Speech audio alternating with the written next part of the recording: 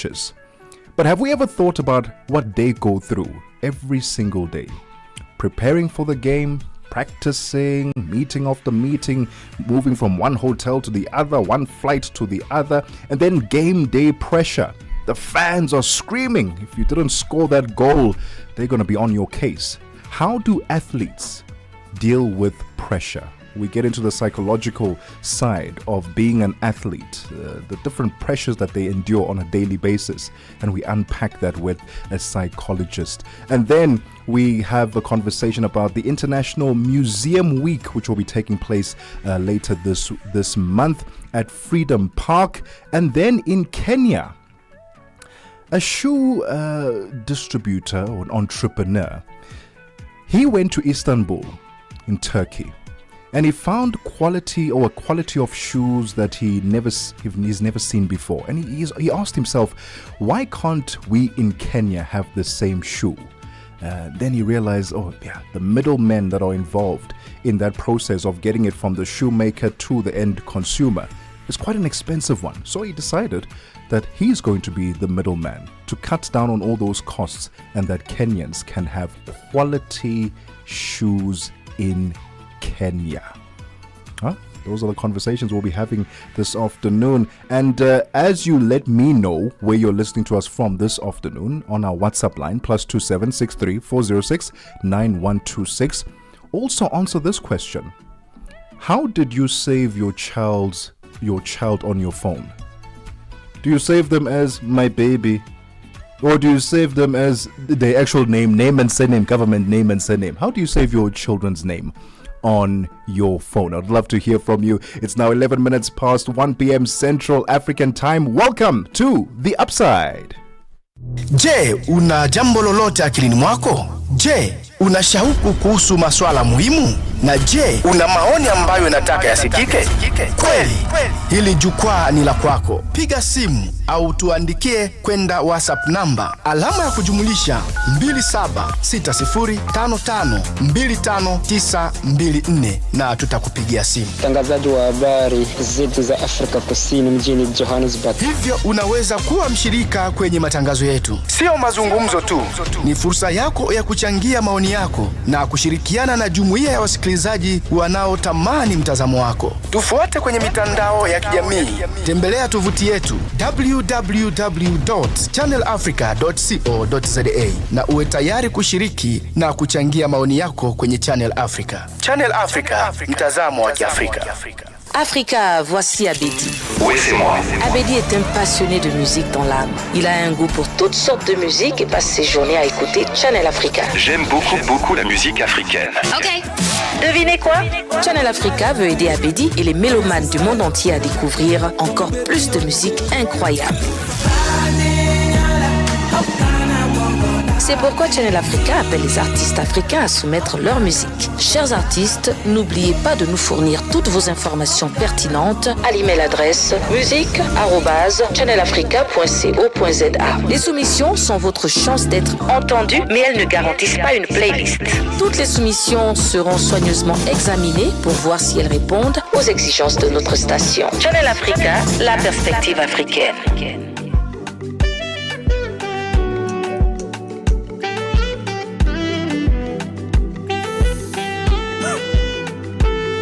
Aging Pan-African audience, ready to connect, invest, and act. Multi-award winning, internationally recognized, digitally accessible across the globe. When Africa speaks, the world listens, and Channel Africa makes sure of it. For business, for culture, for Africa, partner with Channel Africa, because Africa's voice is the future. Africa is a story, a living, breathing, ever-evolving masterpiece. And for over 5 decades now, one voice has told it like no other. Channel Africa. More than just a broadcaster, Channel Africa is the pulse of the continent, African-led, African-run, and deeply rooted in its heritage. It's the only international station that speaks to Africa in its own voices. English, Kiswahili, Chinyanja, French, and Portuguese. The languages that unite 1 billion people. We have been there through every shift, every milestone, and every triumph. Not just reporting history, but shaping the conversations that define Africa's future. For brands, media planning, and advertisers, Channel Africa is more than just a platform. It's an opportunity. With 25 compelling shows covering current affairs, sports, business, music, and lifestyle, we deliver an engaging Pan-African audience ready to connect, invest, and act. Multi-award winning, internationally recognized, digitally accessible across the globe. When Africa speaks, the world listens, and Channel Africa makes sure of it. For business, for culture, for Africa, partner with Channel Africa, because Africa's voice is the future. Africa is a story, a living, breathing, ever-evolving masterpiece. And for over 5 decades now, one voice has told it like no other. Channel Africa. More than just a broadcaster, Channel Africa is the pulse of the continent, African-led, African-run, and deeply rooted in its heritage. It's the only international station that speaks to Africa in its own voices. English, Kiswahili, Chinyanja, French, and Portuguese. The languages that unite 1 billion people. We have been there through every shift, every milestone, and every triumph. Not just reporting history, but shaping the conversations that define Africa's future. For brands, media planning, and advertisers, Channel Africa is more than just a platform. It's an opportunity. With 25 compelling shows covering current affairs, sports, business, music, and lifestyle, we deliver an engaging Pan-African audience ready to connect, invest, and act. Multi-award winning, internationally recognized, digitally accessible across the globe. When Africa speaks, the world listens, and Channel Africa makes sure of it. For business, for culture. For the song. Yeah? No. Harmonize is the artist. Harmonize the artist. And the song's name is Nitao You Beba. want me to say it?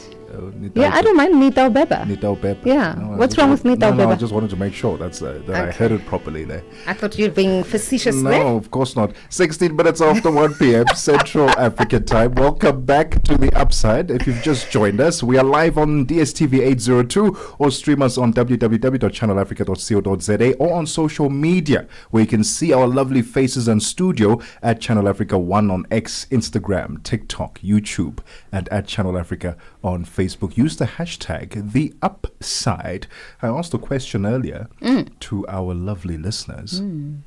How did you save your child's, or how do you save your child on your phone? So it's interesting that you should ask that, because just either it was yesterday or the day before, she was very upset that I have saved her by her name and her surname. Government name. Yes. Surname. So it's not my Tebogo baby. Lekhuleni. No, there's no It's one not my is baby. saved as in like anything like that. Not even your child. No, and you would, that is the one person who would be saved as my love or my no. So why didn't you? Why? I don't understand. Why didn't you save her as your baby? Why? That's the one person that you No. can do that. Like, not your partner, not your romantic partner. No, that one's name and Wes, surname. that Even one put the is- ID number there. Right? That's how you save that. Not my mom. No one. Everyone is saved by name and Name and surname. Everyone. Oh my goodness. Everyone. All right. Well, except my grandmother. She's Mama. Okay. But all my right. mom is her name, her government name and her surname. It is very interesting. I'd love to hear from you. I know Uchu mentioned that it's sweetheart or sweetie. My baby. Oh, my baby. My See, baby. my baby. So how did you save your child on your phone? Let us know. Who +27634069126. Who's saved by anything but their name, but their government name on your phone? On my phone. Yeah. Everyone is government name. Everyone. Everyone is government name. Interesting. Everyone is government name. I just think it's a bit, because I know you're my child, so who am I saving this for? It's for you. Like when she calls, you must say, "Oh, it's my baby." I know it's my baby because her name comes up. Anyway, can we talk about important conversations? Yes, the world of competitive sport. Look, the focus is very often when we speak about sport on the physical strength, the speed, performance, but behind every single medal, match and personal best is a person who carries the weight of expectations, and both their own and those of others, right? From coaches and sponsors to fans and families, the demand to deliver results never really stops. And because of the constant push for excellence, it becomes really easy to overlook an equally important aspect of the game, and that is mental well-being. We're joined by the beloved Dr. Kitumetse Mashego, who's a clinical and sports psychologist, and she is going to be speaking to us about the mental aspect of athletes, because they go for regular checkups, just not for their mental health. Dr. Kitumetse Mashego is not joining us on the line currently.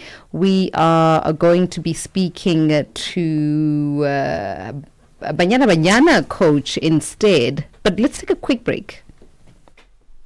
What does Africa's future look like? And are we bold enough to shape it? Okay. Join Channel Africa and the Thabo Mbeki Foundation for the 15th Africa Day Lecture. Live from the iconic Julius Nyerere International Convention Center in Dar es Salaam on Saturday, 24th of May from 3 to 6 p.m. Central African Time. This year's theme, the state of the continent and reigniting the African Renaissance. Expect bold ideas, visionary leaders, and the spark to reignite Africa's future. Be part of the conversation only on Channel Africa. The African Perspective. Find us on SABC Plus and on www.channelafrica.co.za. We are telling aspirational and empowering stories. This Africa Month on Channel Africa, the African Perspective. We take no sides, none whatsoever. We are the upside. All right, it's 21 minutes after 1 Central African time. We are in fact joined by Simphiwe Dludlu, who's a former captain of Banyana and a key figure in women's football as an assistant coach at the FIFA Women's World Cup. Simphiwe, good afternoon. It's so good to speak to you again. Good afternoon. How are you? I'm very well. How are you doing? I'm well, thank you. Thank you for having me. Oh man, it's an absolute pleasure having you, and thank you for making time. So as we said earlier on, the mental health of athletes is often overlooked because the focus is on their physical agility and their ability to perform for whatever game that they are preparing for. Tell us about what the climate is like now, with teams, with the technical teams that are put together to look at the physical aspect of players. Is there any emphasis that is put on their mental health? This is a very important subject that, and I love what you said. It's under-treated and it's overlooked so much because on average 51.7% of elite athletes struggle with mental health problems at some point in their lives. We've seen athletes drop out of sport, athletes, crash out, and all of that. Mental health literacy means that these athletes don't even know that what type of symptoms do they have and what remedies they can get to help with a specific problem to their needs. Because you can't just, throw over a overall blanket and say, no, let's just do one thing. No, it has to be a regular thing.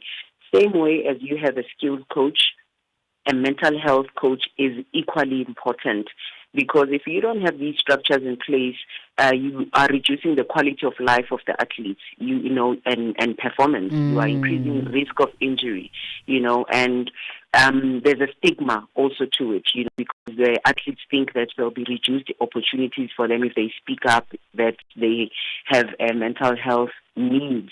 I won't say mental health issues, but mental health needs. So some areas in some sports, in some teams, you do have these programs in place. I was in charge of a women's football program at the High Performance Center for young girls between the ages of 14 and 20. And we had a sports psychologist come in, and I would say to the sports psychologist, for the term, this is the topic that we are focusing on. It's fitness, it's this, it's that. And the players sometimes, and with girls, they deal with hormones, they deal with growth spurts, they deal with so much. And they don't lose weight easy, or they lose too much weight. So everything is a problem for the women especially. So if you don't have these resources in place, you're going to find girls that are crashing out. They feel self-conscious, they don't want to come out and perform equally as their other teammates and stuff like that, So in the national teams, you don't see it a lot, but what I was impressed with was when we went to the World Cup in 2023, we had a mental health coach in the team that would have one-on-one sessions with the players, because you're at the World Cup, and there's so much that you're going to be struggling with. It's a big stage. Yes, you're up against Spain, you're up against Germany, you're up against USA, and you know that they come from more resources, more competitive and all competitiveness and all of that. And we demand you to go there and win a match against the USA. They score 5 goals against you. How do you bring the girls back up to go to the next match? It's not just a coach thing. It goes beyond that, because if mentally a player is not mentally literate, then they're not going to be able to give you anything. They will be despondent to you, they will not train properly, and then they'll be susceptible to injuries. So in women's football, you don't see it a lot, especially in Africa. Well, in women's sport or in sport in Africa, you don't see it a lot because of the stigma. That's a good man. You'll be okay. You don't think too much. Don't think too much. Sport is about thinking.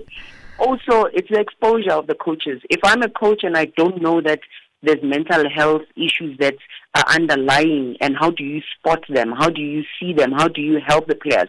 Then you don't see the need to have those programs in place. But Simpiwe, surely it should be part and parcel of a coach's job to tend to that aspect, because it's an important one.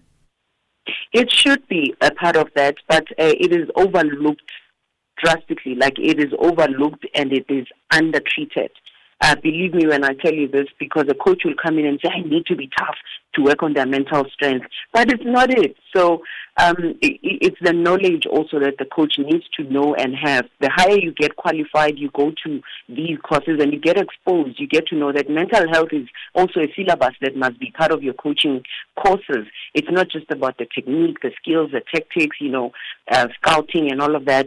But this is the biggest thing that is a contributor to athletes dropping out of sport all over the world. It's not just in Africa, all over the world, and with women as well, because women tend to struggle with a lot mentally compared to the males. The males, they overlook things and then they just move. But with the women, for the fact that the coach shouted at her in front of the players, that sits with her, then she can't perform.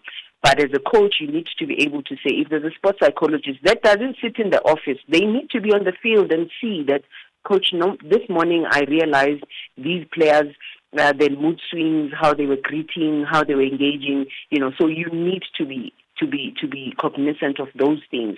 And believe me when I tell you that you can go to 90% of the clubs in South Africa, they don't have mental coaches in place, because they are thinking it's just because the players have a problem, not knowing that when you have a mental health coach, they help prevent these challenges as well. They help the players cope with these challenges, and they set goals for these players to be able to see, no, I'm struggling, I need help, and what kind of help. And also so that they are able to identify when the coach is abusive mentally for them. When the teammates are abusive mentally, it must not be no, you can't joyela when a gold medal is at stake.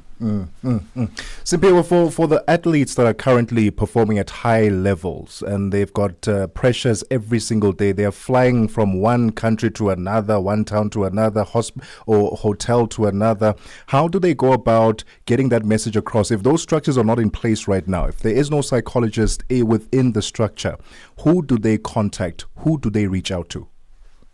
It is very difficult to say that it's easy for athletes to reach out to someone. Some athletes will have a personal person that they will have either at home, the support that they will have at home where they offload to their parents, to their partner, to their friends as well.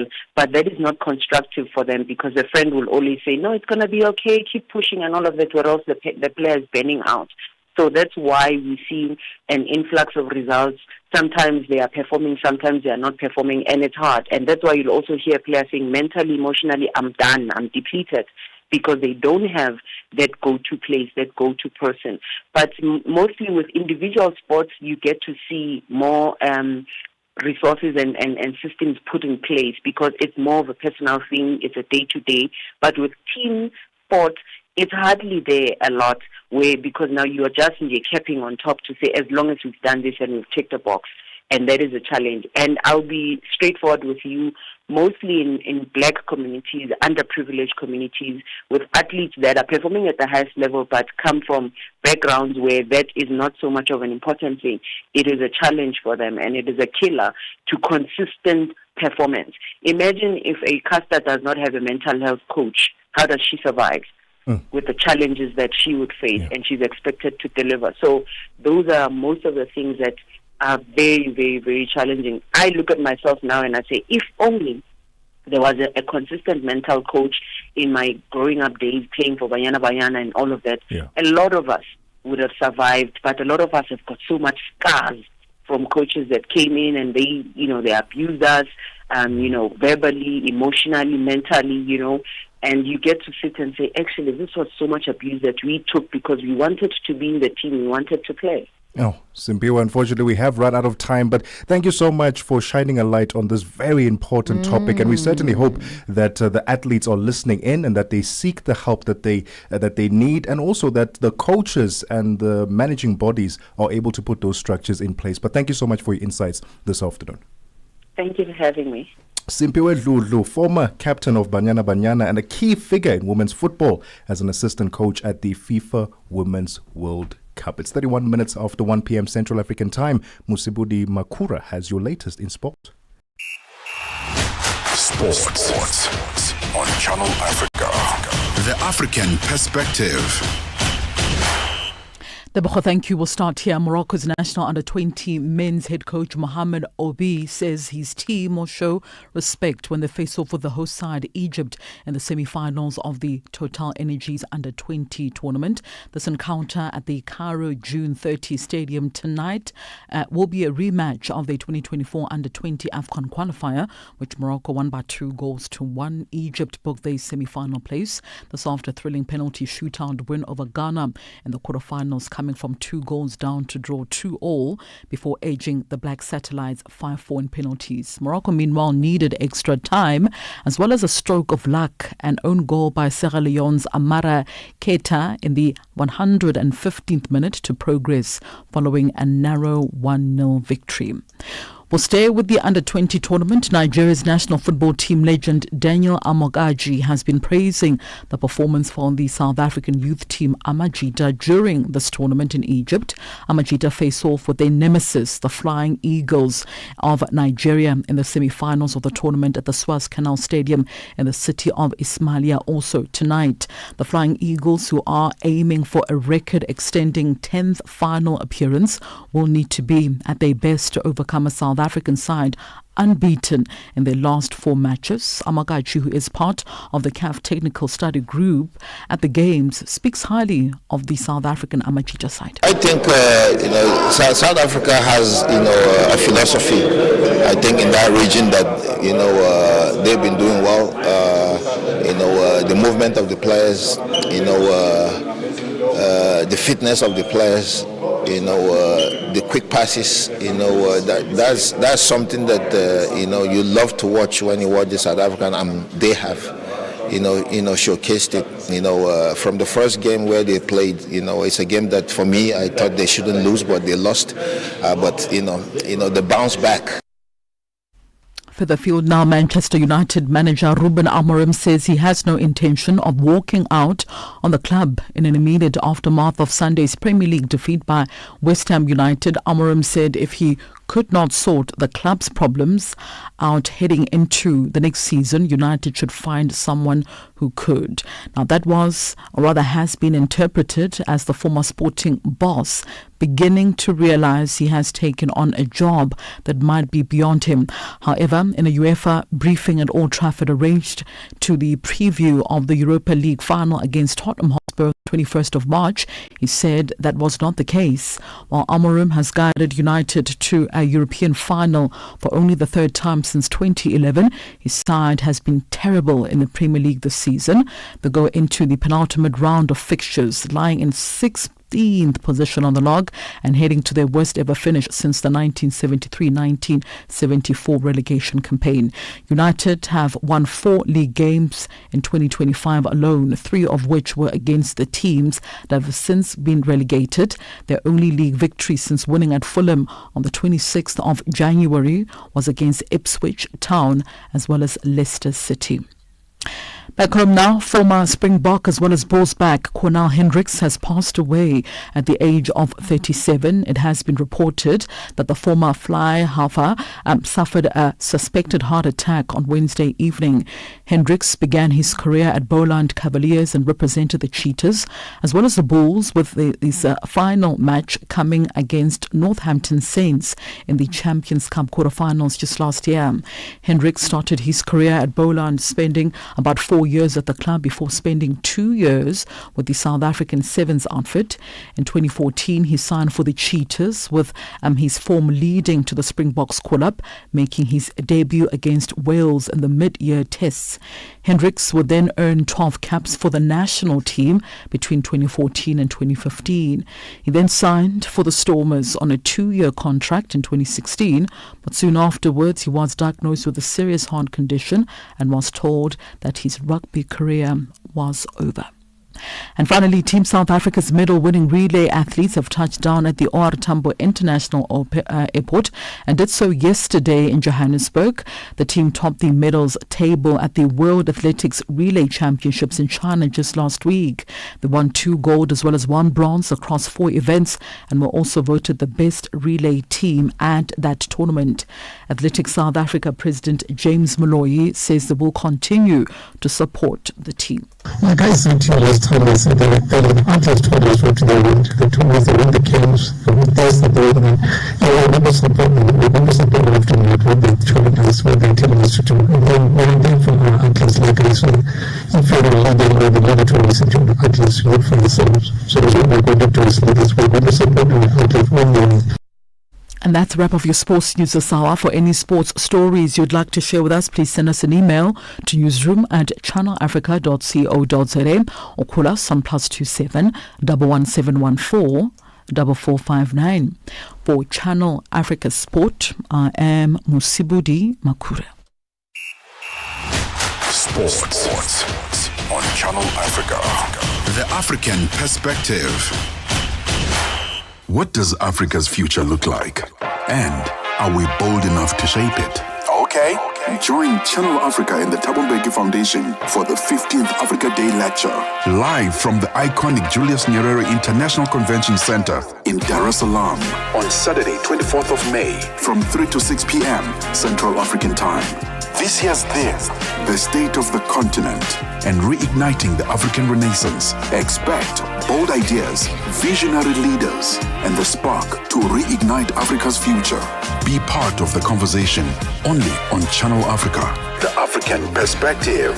Find us on SABC Plus and on www.channelafrica.co.za. We take no sides, none whatsoever. We are the upside. 38 minutes after 1 p.m. Central African Time, Chanduku Ligege has your latest in business. Business News on Channel Africa. The African Perspective. Thank you, Tebogo. Good afternoon. The money spent on the two previous budget speeches featured strongly in South Africa's National Assembly's Programming Committee this morning. Thus, the speech of the 19th of February, which had to be postponed, as well as the 12th of March budget speech, which has since been overturned. Parliament says it spent $76,000 on those two sittings. The Economic Freedom Fighters is calling for a cost analysis to be done. The 21st of May will be Finance Minister Ino Godongwana's third attempt at tabling the 2025 budget. It will be held at the Cape Town International Convention Center. Natasha Ntlangwini of the EFF is asking how much money has already been spent on the process. 1.4 million for two sittings. It's quite an extensive amount that was spent, and there must be some way that someone must take accountability for such a huge amount. That Parliament have lost 1.4 million in two attempts to bring up a budget to the House. I think it's something that we can't downplay. Two of the many exhibitors at this year's Africa Travel Indaba in Durban in South Africa's KwaZulu-Natal province say the expo is boosting opportunities for both small and big businesses.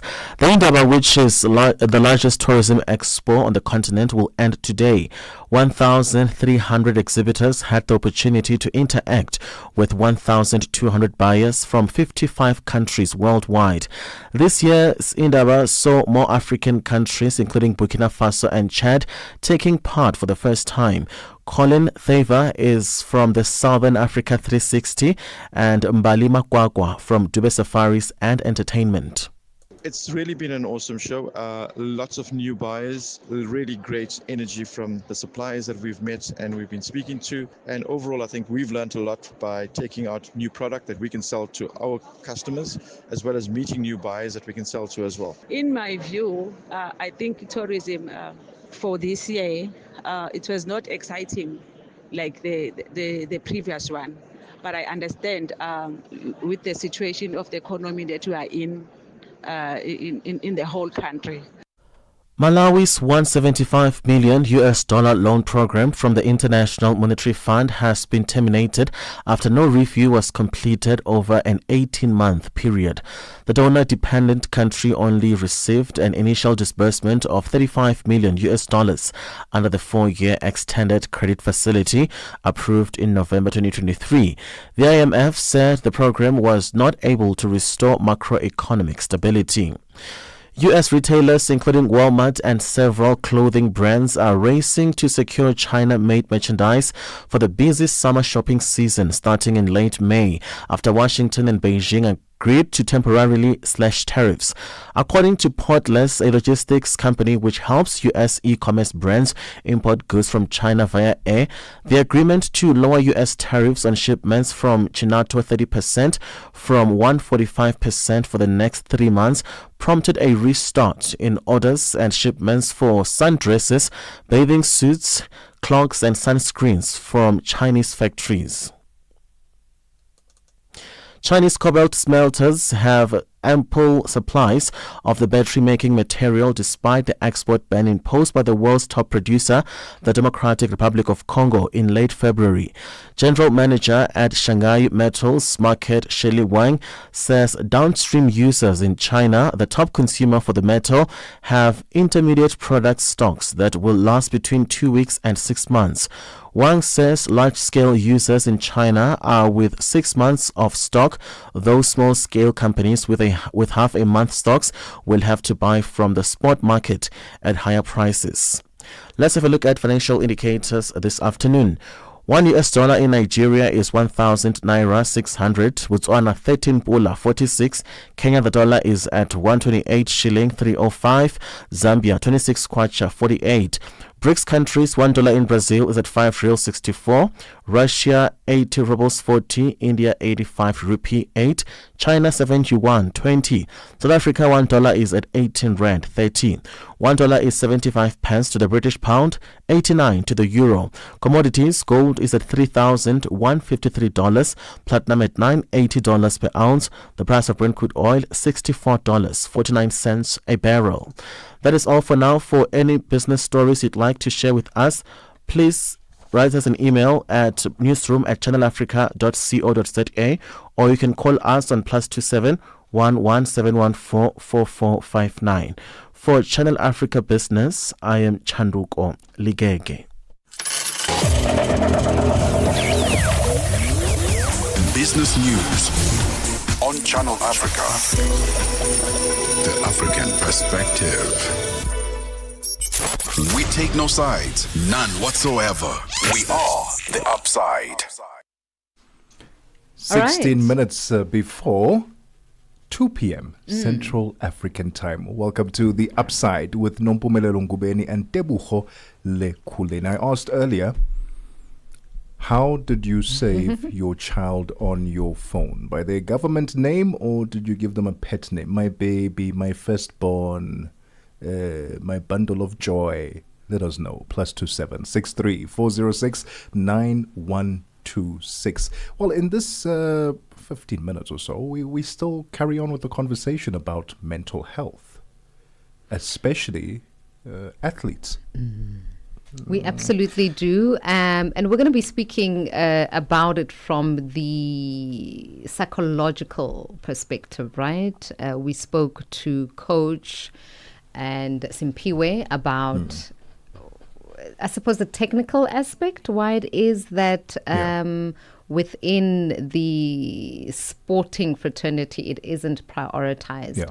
But how do you approach then psychology within the sporting fraternity? And Doctor, who is standing by, has done this. I mean, she coaches really sportsmen, Dr. Gaitumetse Mashiro. We're going to be speaking to her in just a little bit, and she's going to talk to us about how different it is. I'm sure it's pretty different approaching psychology and mental health issues of an athlete versus just a layman or normal person. Absolutely. Think about how many rejections do you go through on a weekly basis? As a sports person? As an individual, as an average human being? Not many. I just stay in my lane. Not Maybe I should be a little You just stay in your lane. Maybe I should step out of my lane a little bit. And how many rejections do you receive? No. Look, I mean, if you are a broadcaster or a, performer of sorts, send out your demos, your audition tapes on the regular, and oftentimes you don't get feedback. Oh, that means you didn't get it, right? But these athletes, there's tangible, practical proof of these rejections on a regular basis. They play a game, they win or they lose, and when they lose, those fans are on their cases. Yeah, the coach is on their case now, right? Exactly that, and so they deal with it publicly. Also, it's fine if you're dealing with it at work by yourself. If you maybe didn't press send on an email and didn't attach the PowerPoint presentation at work, maybe someone will come after you, right, and say, hey, you didn't do this properly, blah, blah, blah, blah, blah. But when it's done on a public scale and everyone gets to see it, all the more pressure, all the more reason you get into your head as an individual, as a professional athlete. And so then how do you go about dealing with that? In as much as you train your body physically, how do you train yourself mentally to deal with such pressures and the expectations of performing at that high level? Because, and also another thing, people don't want you to perform below expectation, below par. And when you are, and they don't realize that you are a human being. You may have an off day, but you're not allowed. It seems like you're not allowed to have that. Beyond the playground, the sports field, you have a life, a full life, right? There's family, there's friends, death, whatever. That you go through. So your life doesn't necessarily revolve around you being just a professional. Just like us, our lives don't revolve around us being professionals. I was going to use an example of, remember Uchomo Sono? I remember his name. Remember, his story was that on the day, look, I could be wrong, and you're more than welcome to correct me. On the day of his wedding, he got married. Yes, I remember that. How ridiculous! Then on the same day, he went to go play football. During the reception, he said, let's just pause the celebrations. I'm gonna go and just play a game." And he played really well, didn't he? Score a winning goal. He did well. I think he did. Yeah. But my thing is, his sport and life are all in one. They were embedded and meshed into one. I don't know how I'd feel about that if I were the wife. No, because I really think about these things. They are human beings, and you mentioned the kids. If you're traveling almost every single week from one hotel to the other, where do you base the kids? Which country, if you also travel internationally? I love watching the cricket and the rugby, and they take part in international franchises, right? So they are based in South Africa, but now they play in Japan, then they go to India, then they go to New Zealand. Raising your kids, especially a young family, that must be so tough. Yeah. That must be so those are the things that they have to deal with as well. But then some people, they get paid enough money, they must find a way. Is that fair enough to say? And it's a very short career. You must remember sportsmen have short careers because of the age thing, right? That comes into play. So there are very short years in which one can make an impact, and the kind of money that they need to sustain them for a while. 100%. So there's also investing, thinking about how best to invest, and there's a lot to think about. Absolutely. But Dr. Keitumetse Mashiro, who is joining us on the line, knows all about that, because not only is she a clinical psychologist, but she's also a sports psychologist. So she works with sportsmen all the time. Dr. Keitumetse, hello. Good afternoon. Thank you for having me. Oh, thank you so much for joining us. Oh, thank you. Lovely having you. Doc, the stigma and the taboo of mental health, it's still there. It's still very prevalent. Why does it still exist, especially in the sporting fraternity? Seeking mental health intervention is often looked down upon. So the stigma is not just societal, meaning people outside, family members, but the people themselves also, they have what we call self-stigma, where they judge themselves because they are struggling. So mental health, for some reason, it's viewed as, a weakness, or that you're crazy. Therefore, people frown upon it, even when they can see they're struggling. And I think there is that expectation to snap out of it.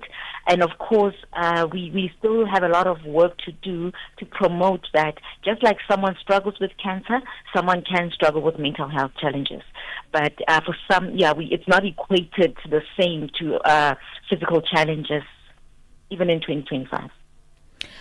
I mean, what are the unique sets of challenges, mental health challenges that sportsmen go through versus just an ordinary man? So, competitive athletes are often under pressure, or they're always under pressure to perform. But not only that, they also are human beings. Therefore, they have their own challenges, they have emotions, and they have the fans to deal with sometimes. Right? And oftentimes they're under pressure because of their families. They're the breadwinners, and just dealing with being famous, right? So just, coming from nowhere, suddenly you're known by everyone, and, everyone just wants a piece of you. So that can be a lot. But we also need to remember that they are, human beings as well. They have their own life challenges. They have losses. They must deal with, the things we are dealing with. The economy, things becoming more expensive. But on top of that, daily they're under pressure. And sometimes they also have injuries, and they need to recover to get back and perform and maintain that performance. And also, at the end of it all, their identity becomes wrapped around, being an athlete. And now the retirement phase also comes, because the active period for an athlete is often short term, and sometimes we're not able to deal with the retirement. Doc, are there any signs that we can look out for? And by we, I mean coaches, perhaps their peers, that can sort of direct us in saying that, man, I think this colleague of ours is struggling at the moment. Are there any signs that we need to look out for? it's usually things like, their behavior is different. So if there's a high-performing someone, now they tend to just be slightly more anxious. They're struggling a little bit more than usual to deal with the pressure or to deal with the loss. Because sometimes it's about recovering from losing, if you were playing competitively. So it's just about that. And the things that they say, sometimes, people would just be so pessimistic suddenly, just their outlook on the live sport, the fans, everything just seems to be doom and gloom. But also the eating behaviors as well, and maybe engaging in activity that's not good for them. Substance abuse, and substance is not just your hardcore substances. It could be food, it could be over the counter. Now they need sleeping medication. They need more things just to numb or to, just function. And also maybe time management. Maybe they were always on time. Now suddenly they're just seeming late, disorganized, and also just how they perform, right, on the field as well. You speak about ways in which individuals can use escapist ways. And Kagiso Rabada just came to mind with his scandal recently after it was found that he had been consuming cocaine. But I wonder if there is an element of pressure. I mean, you mentioned earlier on the fame aspect, but also coming into the scene early on. Is mental health the support in mental health something that is prescribed by these teams? So whatever sporting code it may be, surely it should be part of the technical support team as well? Sadly, it's not prioritized, specifically in South Africa. There has to be a crisis for a sports coach just to be brought in. But I'm of view that, from the onset, when someone steps in to become a competitive athlete, there should be that support during the term and also afterwards, right? Preparing for them for life after being a competitive athlete. But it's not prioritized, right? And we talking about people who join competitive sports very early. Remember, they're also still human beings, right? So they still have, things that adolescents do, young adults do, socializing. But of course, they always need to bear in mind that, they are competitive athletes. They get tested for things. They must show up. They must perform. There's, it's almost like they become employed at a very young age. And then there's also certain things they must avoid, right? And it's not always easy because other people have it easier, right? They can do whatever it is that they like. And it's not for them. They need to be aware that they are different from day one. Doc, the role of age, how big a role does that play in the sporting fraternity? And I ask this because we are seeing all the more younger players or younger athletes joining international platforms. Recently, I saw a 14-year-old playing in the Indian Premier League, one of the best cricket tournaments in the world. And I'm wondering, how are they preparing that young child to handle all of that pressure when they don't even know how to manage their own emotions at the time? Are there regulations that govern that so that the coaches don't go scouting for too young an athlete, too young a star, without having those basic platforms in place to help them manage that level of success and exposure? Unfortunately, it's not always mandatory, meaning, there is no regulations to guide that. It only becomes picked up that there is a problem maybe later, in the young person's life as they, developed in the sport, where there's a crisis, where there's intervention that's needed. But unfortunately, it's not, something that forms part of it, and it should be, because as you are rightfully saying, there needs to be that psychological support, right, for them to deal with pressure, performance, or even loss. As I said, when they lose, some people are perfectionists, right? Some people become so hard on themselves that they are unable to recover. But also after injury, there's a mind should play a big role. It does play a big role, but it's not attended to. So if someone gets injured, then they go for the physical intervention. They don't bring in the psychologists for the mindset of the athlete when they return back on the field, right? Because remember, some might hold back, the injury might still be, they might be okay and cleared, but the injury might live in their head, right? Or they might feel there's double pressure to be where they were before the injury. So all that needs, a mindset, performance, intervention, but it's not always part of the rehab, sadly. Oh dear. So, your advice to sportsmen who feel like they are struggling and they don't have immediate support, not from their team members or their coaches, what aid is there available to them?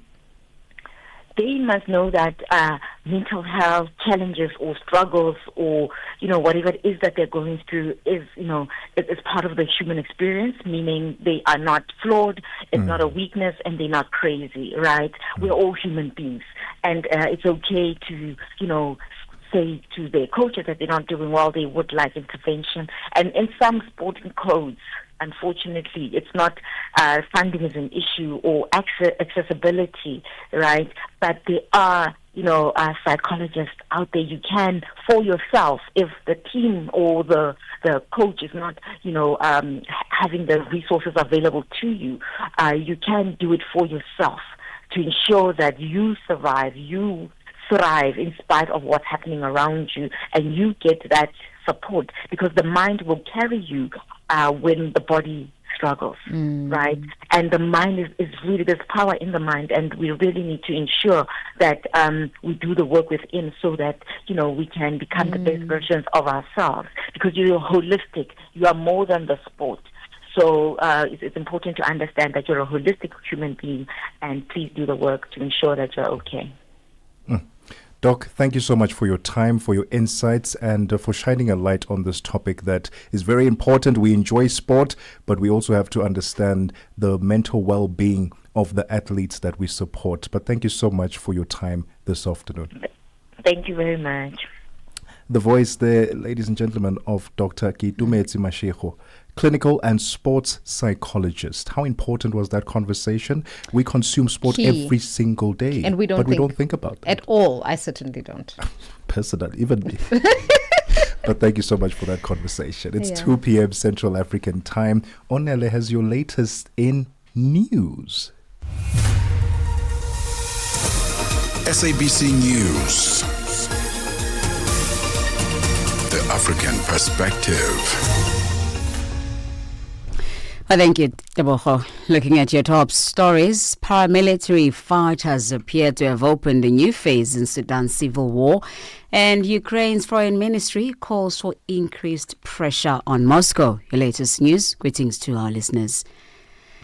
Paramilitary fighters appear to have opened a new phase in Sudan's civil war after being driven from the capital in a move which some experts have described as a shock and awe campaign.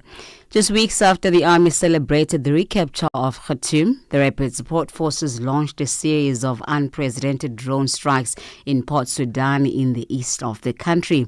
Elizabeth Mapari reports. The barrage of attacks on the wartime capital and humanitarian hub signals that the RSF is determined and able to carry on the fight despite significant territorial losses. Drones have played an increasing role in the conflict, which has entered its third year. The war began as a power struggle between the Sudanese armed forces and the RSF and has drawn in other Sudanese armed groups and foreign backers, plunging the country into what the UN calls the worst humanitarian crisis. The attacks have led to worsening power blackouts as well as city residents facing water shortages. For Channel Africa News, I am Elizabeth Mapari.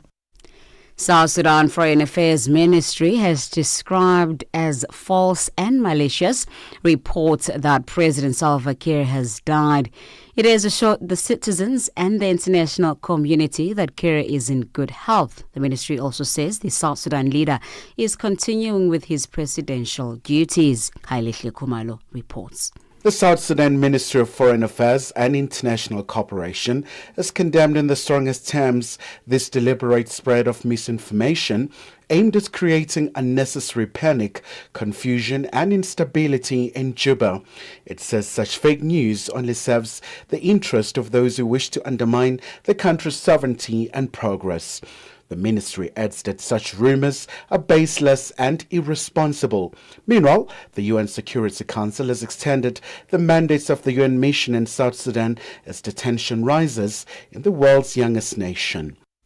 South Africa's minister in the presidency, Khumbudzo Ntshavheni, says that government expects the highest level of decorum from U.S. President Donald Trump when President Cyril Ramaphosa visits the country next week. There are growing concerns that Trump could subject Ramaphosa to the same public humiliation as Ukrainian President Volodymyr Zelensky. The meeting between Ramaphosa and Trump has been confirmed following months of tension between the U.S. and South Africa. But Ntshavheni told the media in Pretoria that she was confident that President Trump would not mistreat his guests. It doesn't mean we'll agree in all matters, we'll differ, but we believe that our relationship with the U.S. is mutually beneficial. There are more than 600 U.S. companies here in the country. Part of their largest automakers are in the country. Part of their biggest electronics and telecoms companies are also big investors in these countries, whether it's Google, whether it's Amazon, whether it's Microsoft. They're here. South Africa's Minister of Health, Dr. Aaron Motsoaledi, says the country has a stable supply of ARVs and that the government is working tirelessly to reach the UNAIDS 959595 targets. The targets aim to end the AIDS epidemic by 2030 by focusing on 3 key areas, including diagnosis, treatment and viral suppression. However, Motsoaledi admitted that there are challenges. He was briefing the media in the country's capital, Pretoria, on the progress made by his department to mitigate the PEPFAR U.S. funding withdrawal. His briefing comes ahead of President Cyril Ramaphosa's meeting with U.S. President Donald Trump next week to discuss bilateral, regional and global issues of interest. The fact that we've put up these plans, the fact that we are running road shows, the fact that we've put up so many people on the road, and the fact that we are having weekly, not monthly, weekly meetings, which we are not having before the PEPFAR announcement, shows that we know that something can go wrong. So if viral load testing has dropped, does it mean the collapse of the campaign by any stretch of imagination? No. We expected that some of these problems will occur. We have never claimed that there are no problems. They are there. That's why in my statement here, I said we are all distraught, we are distressed. Lastly, Ukraine's foreign minister has called on allies to increase the pressure on Moscow to actively participate in peace negotiations. The call comes after Russia's President Vladimir Putin decided not to engage in direct talks with his Ukrainian counterpart Volodymyr Zelensky in Turkey. Russia instead says it will send a low-level delegation. It is now in Istanbul, but it's not yet clear who the delegation might meet on the Ukrainian side. Zelensky is reported to have said he would decide that after talks with the Turkish President Recep Tayyip Erdogan in Ankara. U.S. Secretary of State Marco Rubio has called for progress. There is no military solution to the Russia-Ukraine conflict. This war is going to end not through a military solution, but through a diplomatic one. And the sooner an agreement can be reached on ending this war, the less people will die and the less destruction there will be. Recapping on your top stories, paramilitary fighters appear to have opened a new phase in Sudan's civil war after being driven from the capital in a move which some experts have described as a shock and awe campaign. Channel Africa News, I'm Onele Nzinzi. SABC News. The African Perspective.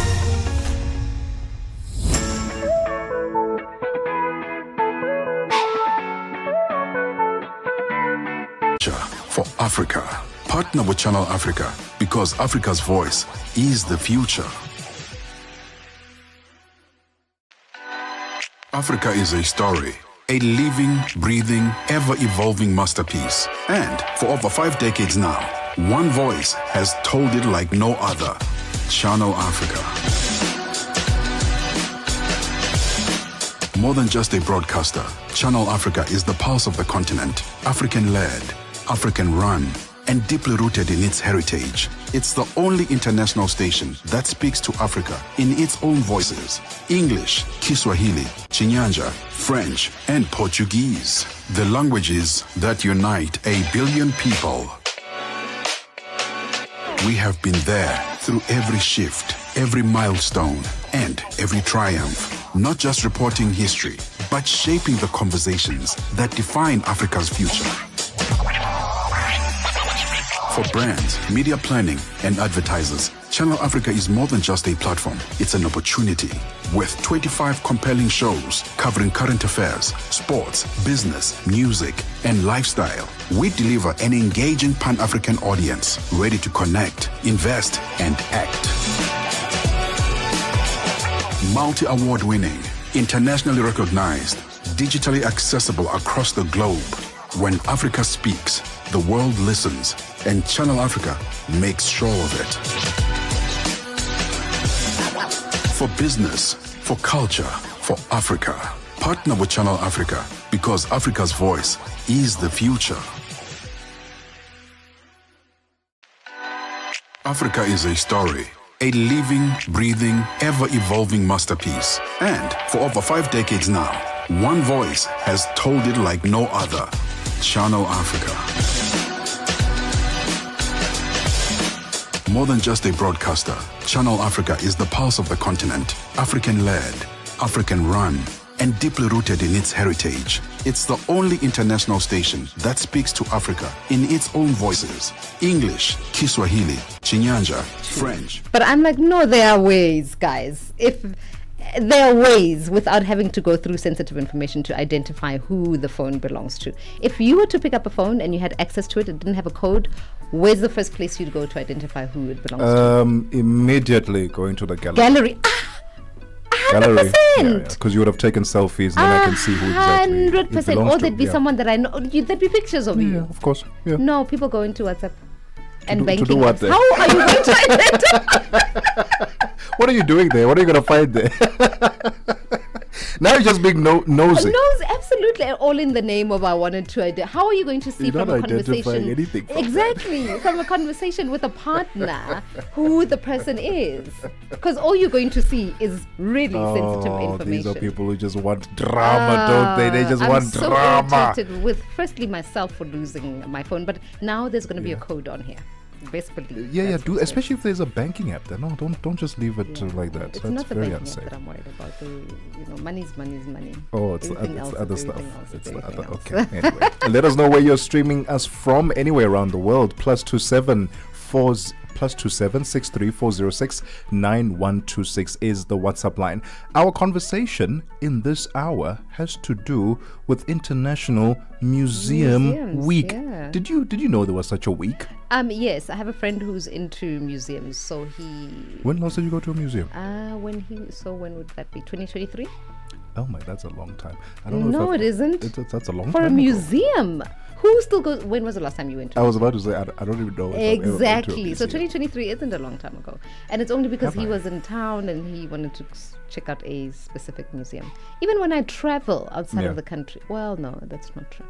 I think I went. The closest was the Cradle of Humankind for me. So there's a museum. There's International Museum Week coming up, and we're going to be talking about the partnership that the Netherlands. The Netherlands has a say in this one. There's exhibitions of apartheid memorabilia museum, and so we'll be talking about that in this hour. And then what caught your eye?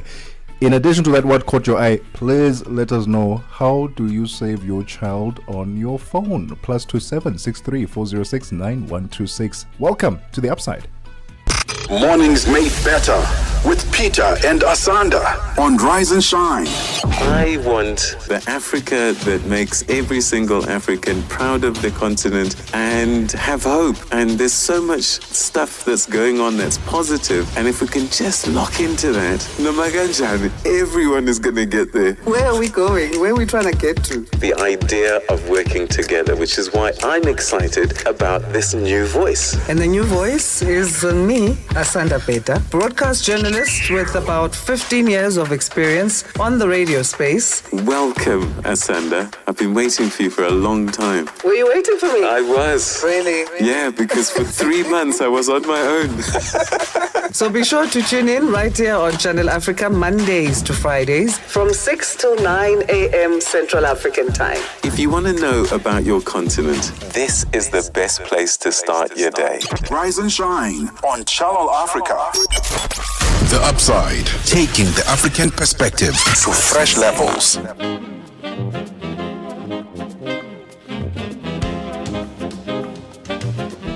And Portuguese, the languages that unite 1 billion people. We have been there through every shift, every milestone, and every triumph. Not just reporting history, but shaping the conversations that define Africa's future. For brands, media planning, and advertisers, Channel Africa is more than just a platform. It's an opportunity.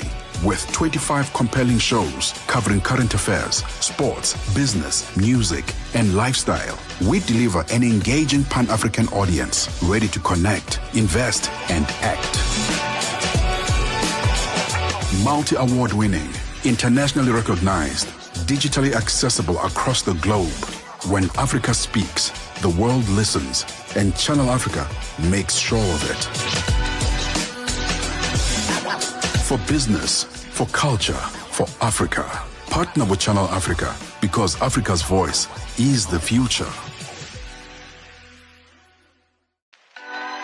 Africa is a story, a living, breathing, ever-evolving masterpiece. And for over 5 decades now, one voice has told it like no other. Channel Africa. More than just a broadcaster, Channel Africa is the pulse of the continent, African-led, African-run, and deeply rooted in its heritage. It's the only international station that speaks to Africa in its own voices: English, Kiswahili, Chinyanja, French, and Portuguese, the languages that unite 1 billion people. We have been there through every shift, every milestone, and every triumph. Not just reporting history, but shaping the conversations that define Africa's future. For brands, media planning, and advertisers, Channel Africa is more than just a platform. It's an opportunity. With 25 compelling shows covering current affairs, sports, business, music, and lifestyle, we deliver an engaging Pan-African audience ready to connect, invest, and act. Multi-award winning, internationally recognized, digitally accessible across the globe. When Africa speaks, the world listens, and Channel Africa makes sure of it.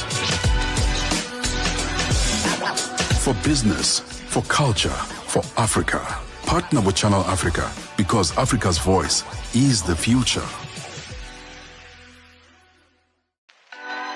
Africa is a story, a living, breathing, ever-evolving masterpiece. And for over 5 decades now, one voice has told it like no other. Channel Africa. More than just a broadcaster, Channel Africa is the pulse of the continent, African-led, African-run, and deeply rooted in its heritage. It's the only international station that speaks to Africa in its own voices: English, Kiswahili, Chinyanja, French, and Portuguese, the languages that unite 1 billion people. We have been there through every shift, every milestone, and every triumph. Not just reporting history, but shaping the conversations that define Africa's future. For brands, media planning, and advertisers, Channel Africa is more than just a platform, it's an opportunity. With 25 compelling shows covering current affairs, sports, business, music, and lifestyle, we deliver an engaging Pan-African audience ready to connect, invest, and act. Multi-award winning, internationally recognized, digitally accessible across the globe. When Africa speaks, the world listens, and Channel Africa makes sure of it.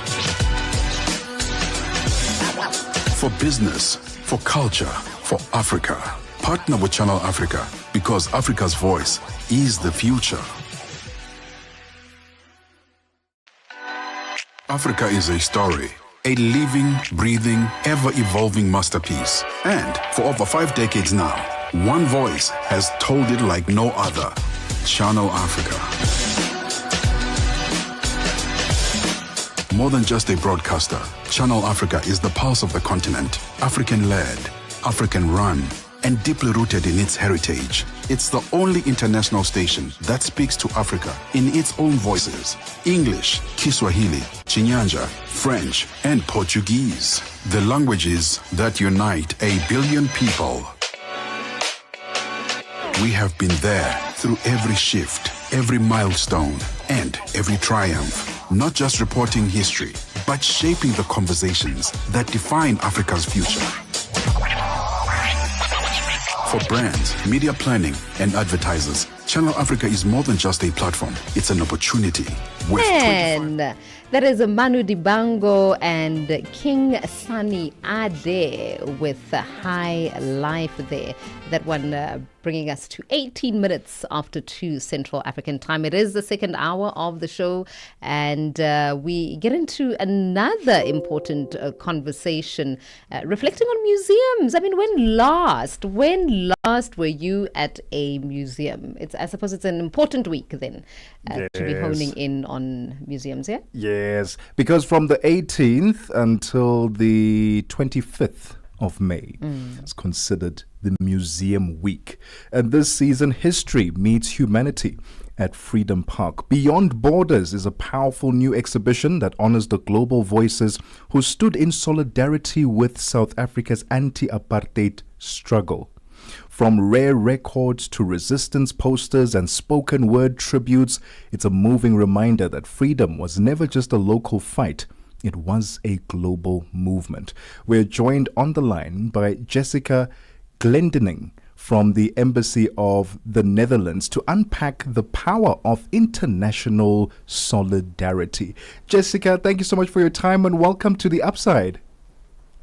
Well, thank you for having me. I'm excited to be here. I apologize if I butchered your surname. Is it Glendening or Glendining? No, actually, you were absolutely correct, and it's a hard one. There's so many N's, it's easy to trip over yourself, but you did it perfectly. I'm glad I got it correct. Anyway, we'll be having a conversation with Jessica in a few seconds' time. It's 20 minutes after 2 p.m. Central African time. When last did you go to a museum? Don't go anywhere. This is The Upside. Vue d'Afrique avec Joël Mouteba. C'est-à-dire, quelles sont les motivations derrière la décision du général Mamadi Doumbouya d'accorder la grâce présidentielle à Moussa Dadis Camara? Alors, officiellement ici, c'est pour des raisons de santé, et puis le décret aussi a ajouté que c'est dans un élan de réconciliation nationale, c'est un cas social. Mais au-delà de ça, les journalistes ils voient sous un angle politique. Les moins critiques estiment que c'est pour peut-être faciliter un petit peu la réconciliation que pourrait tenter aujourd'hui le CNSD. Vue d'Afrique, du lundi au vendredi de 15h à 16h, temps universel. Your afternoons just got even better, fresh and exciting. The Upside, hooking you up with today's news from an African perspective. Well, we are still in conversation with Jessica Glendening, Policy Officer Culture and Media at the Embassy of the Kingdom of the Netherlands, to tell us all about Beyond Borders, an anti-apartheid solidarity exhibition which will be at the Freedom Park. Jessica, tell us about the inspiration behind the Beyond Borders exhibition and its global collaboration. Well, this actually started in 2023. We had a visit from our royal couple the King and Queen of the Netherlands to South Africa, invited, of course, by President Cyril Ramaphosa. And as part of that visit, we went to Freedom Park. And it's an incredibly moving experience for anyone who has been there. They will know, going around the wall of names, it's a towering monument in its way, and very overwhelming. And at the end of that walk is the names of international solidarity, so people around the world who also contributed. And there are now 6 names. And that got us really thinking, and along with Freedom Park, we looked into this history. There's an incredible archive that is shared between the International Institute of Social History in the Netherlands and the South African History Archive here in Johannesburg. And so we wanted to really do something with this shared archive and show some of the stories that we found in it. Tell us about any particular artifacts that resonate with you, or or the exhibition of that come from the exhibition in particular. Yeah, so it's interesting. Of course, there's a lot of different things. A lot of it is posters. Posters were an incredibly powerful way of conveying messages, getting support. And of course, so many incredible South African artists created these posters. But also things like pins, which was sold in the Netherlands to raise money as well as awareness. What I found quite surprising, I bumped into a group of young photography students from TUT there a few weeks ago, and they really loved the T-shirts. And they were like, where can we get these T-shirts? And again, beautiful artwork, really inspiring messaging, vibrant colors, and so they're incredible artifacts. My favorite artifact is actually a book. It's not the original one in the exhibition, unfortunately, because those are too fragile to have. But one of the ways that people during apartheid under Operation Bula sent messages, secret messages, was by highlighting words in books with an invisible ink that could only be seen under a UV light. Oh, wow. And one of the people who was engaged in this operation, her name is Lucia Raadsgelders, or was, she's unfortunately deceased, and she spent a lot of time as part of Operation Bula living almost entirely in isolation, but sending these books with secret messages and then sending them out to other members of the ANC who were in exile, and information was passed that way. So they have a mock-up of one of those books, which is currently in the archive at SAHA, which is based at WITS, South African History Archive. But that to me is an incredibly powerful item. How will this exhibition speak to, shall we say, the millennials, the Gen Z, who were not a part of this? They didn't see or witness any of this. What will it tell a compelling story for them to really want to revisit that history and read up more about it? Will it resonate with them to an extent?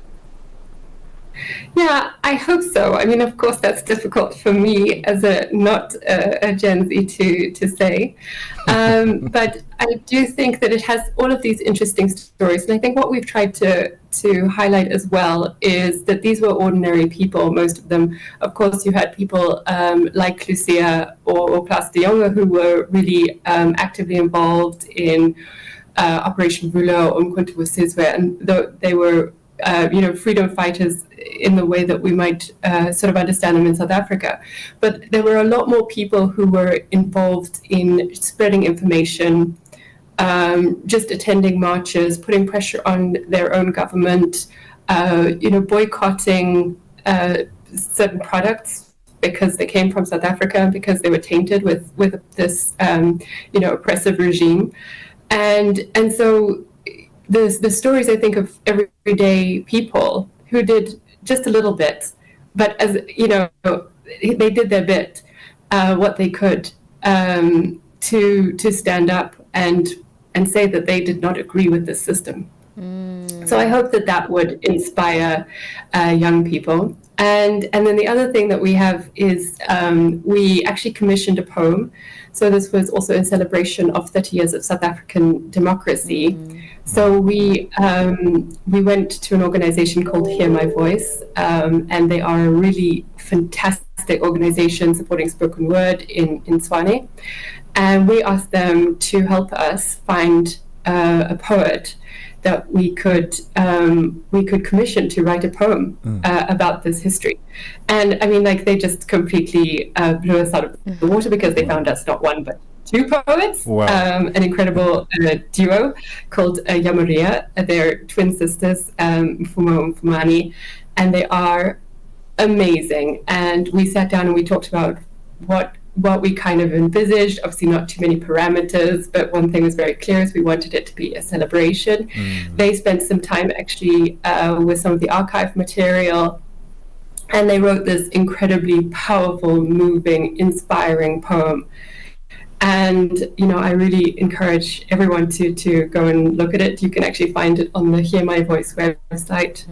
And of course, it's in the exhibition, which I hope you will see. We have the text there, and there's a QR code to Hear My Voice's website where you can actually listen to the poets performing it. Jessica, what I'm hearing from you are two messages. One of solidarity between South Africa and the Netherlands, which I think is a powerful one, but also just learning about the apartheid regime, right, and its effects and what went on there. What is the message that this exhibition is trying to drum home? Well, I think both those are very strong messages. International solidarity is incredibly important, especially at the moment. You know, we're seeing a lot of shifting in our kind of global world order. Some of it may be necessary, some of it is very scary. And we need to stand together, and we need to understand that we exist in a really global world now more than ever, and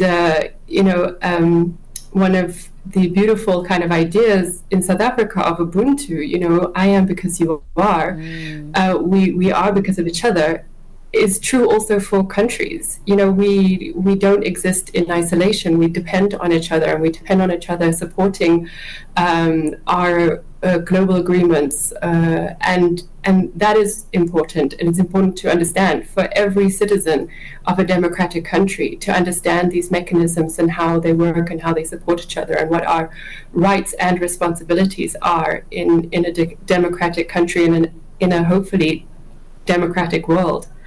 But then, also I do think it is so important to understand where we've come from, and it is hard. You know, young people today have very different struggles, and the struggles are not necessarily lighter than ones that were carried before. There are a lot of fears. You know, climate change is such a big global threat for people on the ground. You know, we see these changing weather patterns that are really affecting people's lives, as well as cybersecurity, things that people really never had to deal with.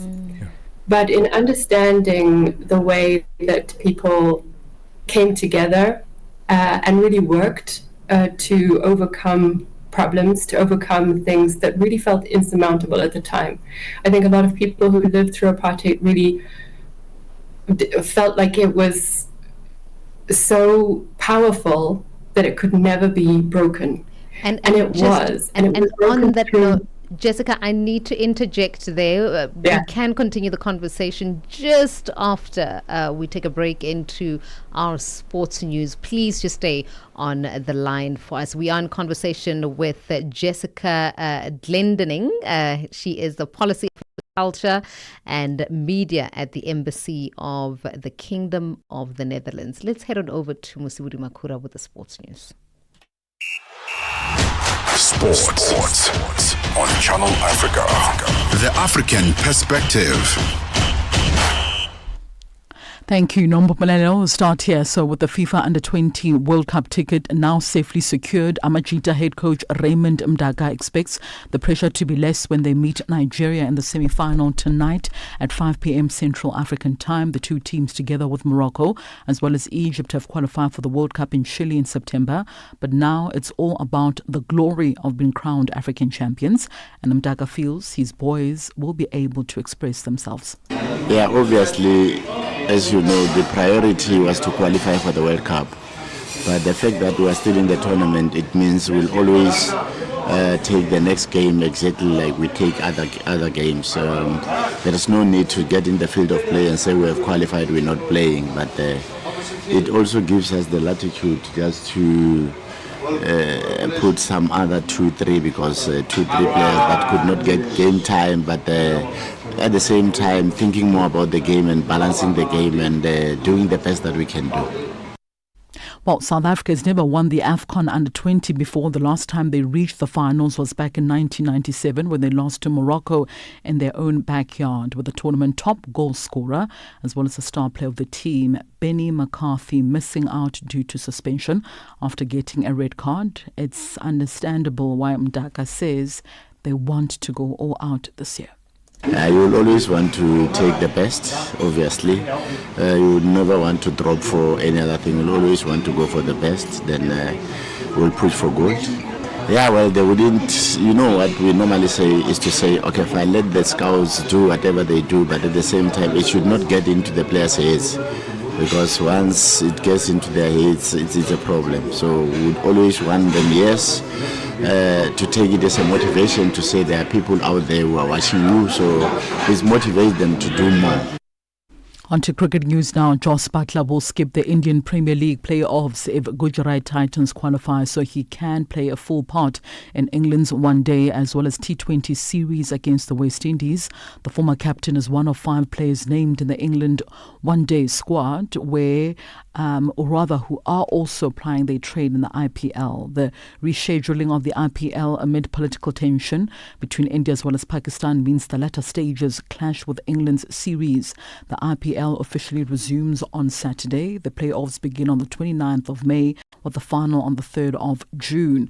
Wicketkeeper Butler will travel to India for the conclusion of the group stage before returning to England for the first ODI on the 29th of May. All-rounders Jacob Bethel as well as Will Jacks, who play for the Royal Challengers Bangalore as well as the Mumbai Indians respectively, are expected to do the same.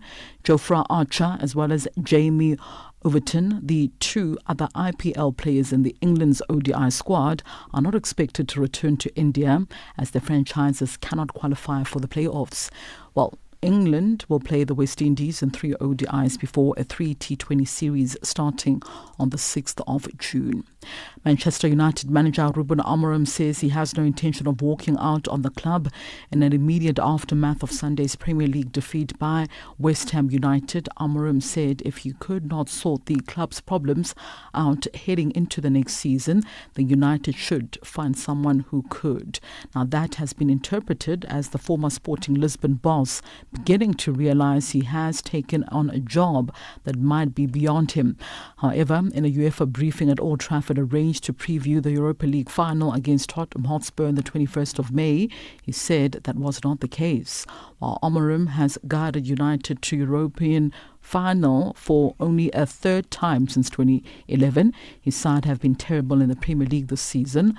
They go into the penultimate round of fixtures in 16th place and are also heading to their worst ever finish since the 1973 and 1974 relegation campaign. United have won just 4 league games in 2025, 3 of which were against the teams who recently got relegated.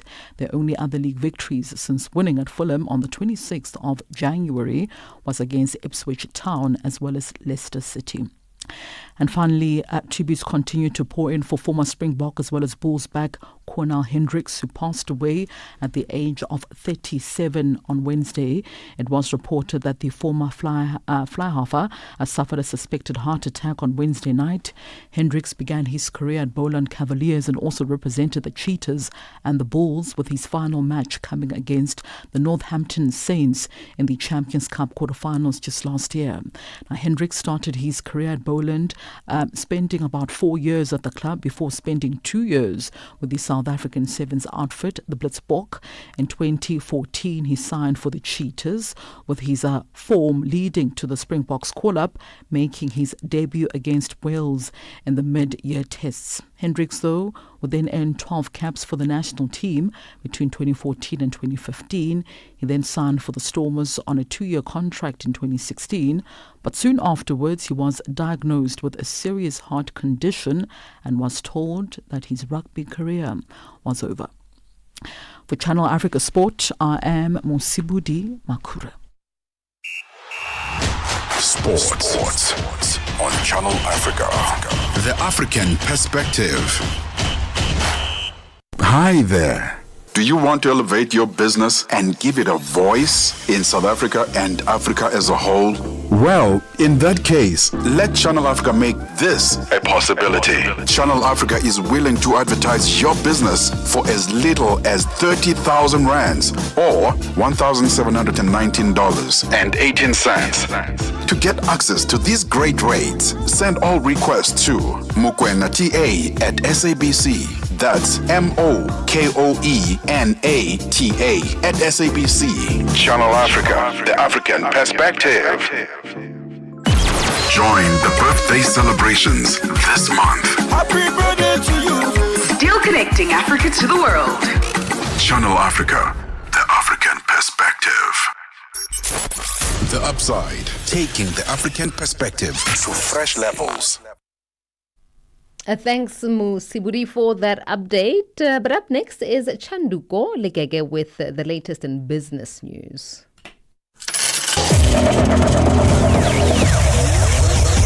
Business news on Channel Africa. The African Perspective. Thank you, Nompumelelo. Good afternoon.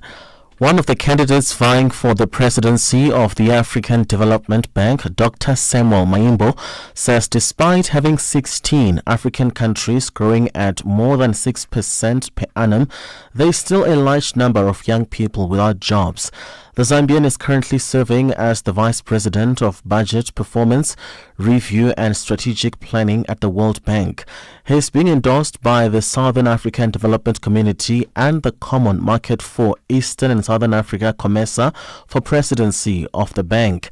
Dr. Maimbo says it is concerning that some African governments struggle to raise finances to solve various issues faced by citizens. What I want to do is to use the experience that I have been privileged to have at the World Bank, whether it is in financing and raising significant amount of resources, whether it's in operations, 18 years of it, 7 years in Africa, to make sure that we're scaling up the size of our operations significantly. That's what I'm eager to get my hands on. Right now, to be honest, we have many wonderful projects on the continent. The challenge we have is they're too small to make a lasting difference, and that's exactly what I want to do at the African Development Bank.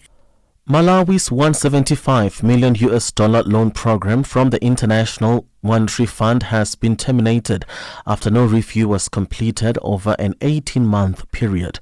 The donor-dependent country only received an initial disbursement of $35 million under the 4-year extended credit facility approved in November 2023. The IMF said the program was not able to restore macroeconomic stability.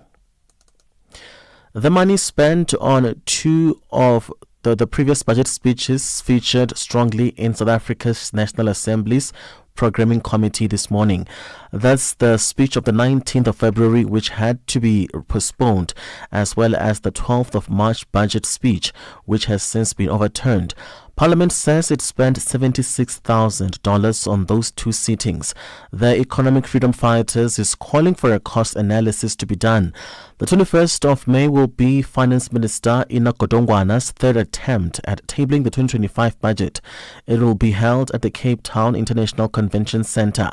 Natasha Tlangwini of the EFF is asking how much money has already been spent on the process. 1.4 million for two sittings. It's quite an extensive amount that was spent, and there must be some way that someone must take accountability for such a huge amount. That Parliament have lost 1.4 million in two attempts to bring up a budget to the House. I think it's something that we can't downplay. More than 200 mine workers have been retrenched by the Barberton mines in South Africa's Mpumalanga province, and they say the retrenchment process was unfair. They claim most of the retrenched employees are locals who have been working for the mining company for many years. They say most of the workers who were employed 2 years ago have not been retrenched. They are now threatening to take legal action against the Barberton mine. The mine introduced a system known as Fulco, which led to employment of over 700 people. When they found out that their system was not working properly, they then started retrenchment processes. Most of these people who were recently hired have not been retrenched. What's making me say it's not unfair is the system they promise us good but to 70s we feel first in, last out. So they did not use that criteria.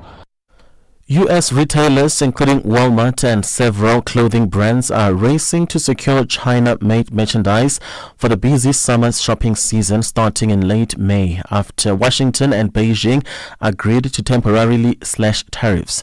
According to Portless, a logistics company which helps U.S. e-commerce brands import goods from China via air, the agreement to lower U.S. tariffs on shipments from China to 30% from 145% for the next 3 months prompted a restart in orders and shipments for sundresses, bathing suits, clogs, and sunscreens from Chinese factories.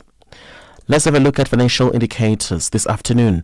$1 in Nigeria is at 1,000 naira 600. In Botswana, 13 pula 46. Kenya, the dollar is at 128 shilling 305. Zambia, 26 kwacha 48. BRICS countries, $1 in Brazil is at 5 real 64, Russia 80 rubles 40, India 85 rupee 8, China 71.20, South Africa $1 is at 18 rand 30. $1 is 75 pence to the British pound and 89 to the euro. Commodities, gold is at $3,153, platinum at $980 per ounce. The price of Brent crude oil $64.49 a barrel.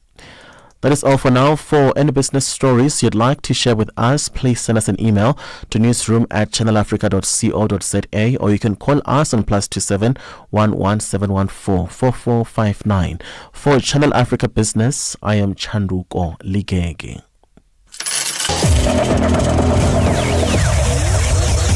Business news on Channel Africa.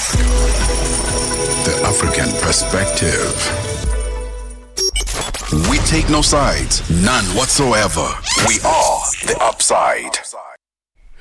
16 minutes before 3 p.m. Central African time. Welcome back to the Upside on Channel Africa with Nompumelelo Ngubeni and Tebogo Lekhuleni. We are currently in conversation. We get back into conversation with Jessica Glendening, Policy Officer, Culture and Media at the Embassy of the Kingdom of the Netherlands, to talk to us about the Freedom Park exhibition, which spotlights global solidarity in SA struggle. And this is going to happen this museum week from the 18th to the 25th of May. But the exhibition itself has been running for quite some time, up until the June, 30th of June, if I'm not mistaken. Jessica, how has the feedback been so far from those who have been to the exhibition? What are their sentiments? Yeah, it's been quite interesting to see people's surprise at some of the stories. You know, in South Africa, we're not so aware always of how much of an impact we make in the rest of the world. So young South Africans are often very surprised that there was so much support and outcry in the rest of the world, and knowledge. And even, we've had some Dutch visitors who've gone through, and that kind of recognition of some of the things that they've seen growing up. Some of the posters, boycott outspent oranges, is very well known for Dutch visitors. And then we have a little section at the end where we are looking for people to interact a little bit. So we have a voting booth, and we're asking our visitors to indicate which they think is the most important pillar of democracy. We've got 6 options there. When I went, there was some options that were more full than others, but we hope to really look at that at the end of the exhibition and see, what is it that people think is the most important pillar of democracy. Jessica, tell me about the uptake, by people coming to visit museums. I would imagine that it has dwindled over the years. I don't know how popular museums are amongst the younger people. I mean, Tebogo and I were talking about just asking each other when last we were at a museum, and he doesn't even remember, the year. Yeah. How are you keeping young people engaged and interested in even visiting museums? Are there school programs where the school is the one that's bringing them through? How are you interacting with people? Yeah, I definitely think, look, I'm not a museum professional as such, so I can't give you an answer on the numbers, but I do know that most of the museums that we work with have quite strong programs to engage with schools. So next week, which is Museum Week, as you've mentioned, for Freedom Park, for example, has free entrance to all learners. So learners can go there and, get a free ticket. And, other museums do similar things on Museum Week. And I do think that it is a shame that people don't visit museums more. I think we have a very kind of stuffy, old-fashioned idea of museums. It's like this dark room with some things in and lots of stuff to read and information that we could just get on our phones. But I think museums really have shifted a lot, and there is a lot more space for interaction. There are really interesting exhibits. And Freedom Park is a beautiful example of a museum that is a little bit different. And they obviously have quite a standard museum inside. They have a lot of information in these different rooms or epochs that tell the story of South Africa and the struggle against apartheid. And our little exhibition is in there as well, and really fun. We hope it's very colorful, and we hope people really enjoy seeing it. But outside of the building, you have this incredibly beautiful open space, this really well thought out garden space in a way. There's the wall of names, which is a really beautiful journey to take and really spend some time reflecting on that. And then they have another beautiful symbolic space, Isivavani, where you can go and spend some time thinking about the spiritual togetherness of South Africa. And they have rocks from all of the different provinces. It's a really beautiful spiritual experience. You take your shoes off and you walk around there. So it's not, it's not just a museum where you have to go through and be quiet, a little bit like a library and just learn stuff. It's really a place to experience some of this history or solidarity. So I really hope you will go to a museum next week. Oh, can't wait for that. Jessica, is this a guided experience, or do we just wander around and figure things out ourselves? You can wander around and figure things out yourself. I think they're probably, if you would like a guide, there's staff around. Yeah. You can definitely ask questions. Everybody's always happy to to interact, to talk, to explain more. I mean, you can see how excited I am to talk about my work, getting carried away. So I think everybody who works in this space is the same. But it's also nice sometimes to go around. You don't have to read all of the information. You can pick out things that you really feel drawn to, spend some time with them, really reflect more on a personal level than just trying to learn information. You're not at school anymore. Of course, the learners might have a different experience, but it is your experience. So if you like to spend some time just sitting in front of one object and really contemplating it, you can do that. If you want to go and go right to the end, if you want to skip the sad parts, it's really your experience, and you should treat museums like that. Jessica, just give us all the details, of the exhibition, particularly during that museum week. You said that entry is free? For learners. So unfortunately, learners probably have to take their parents. But it is open. I think Freedom Park is open from 9 to 5 daily. And I do have... the ticket office closes at 4, so just be aware of that. Is it on site? Can we purchase tickets online? I think you can purchase tickets online. They have a very good website, and all the information will be there. You can also purchase tickets at the door, as they say. It's really worth spending some time. It's 80 Rand for South African or African adults. Scholars, students, pensioners, and people with disabilities have a discounted rate of 55 Rand. Of course, next week, learners, scholars can go in free. International visitors pay a little bit more. It's 160 Rand. They have a restaurant there, so you can go and have a drink afterwards, have a meal, make a day of it. It's really a worthwhile experience, and something I think that we should all become better visitors in our own countries.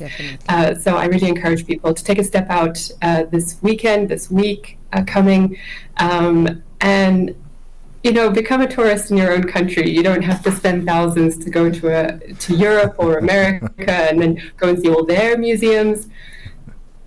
Stay at home and see our museums. They are fantastic. I love that. Jessica, thank you so much for your time and the incredible work that you're doing. We can't wait to experience this exhibition. Thank you. The voice there of Jessica Glendening, Policy Officer, Culture and Media at the Embassy of the Kingdom of the Netherlands, telling us more about the Beyond Borders Anti-Apartheid Solidarity Exhibition at Freedom Park. It's currently underway, and you can go and enjoy it. She did mention that as of next week, it's free for the students. For the students. Can we become students next week? I want to go back so desperately. Let's sign up. Can we be online students? Having my Let's sign up for something quickly. All right. Okay. Let's do it. All right, and while we are finding courses to study online, let's take a quick break. We'll be back. Let the Upside transport you from Cape to Cairo every weekday from 2 to 5 p.m. Central African Time.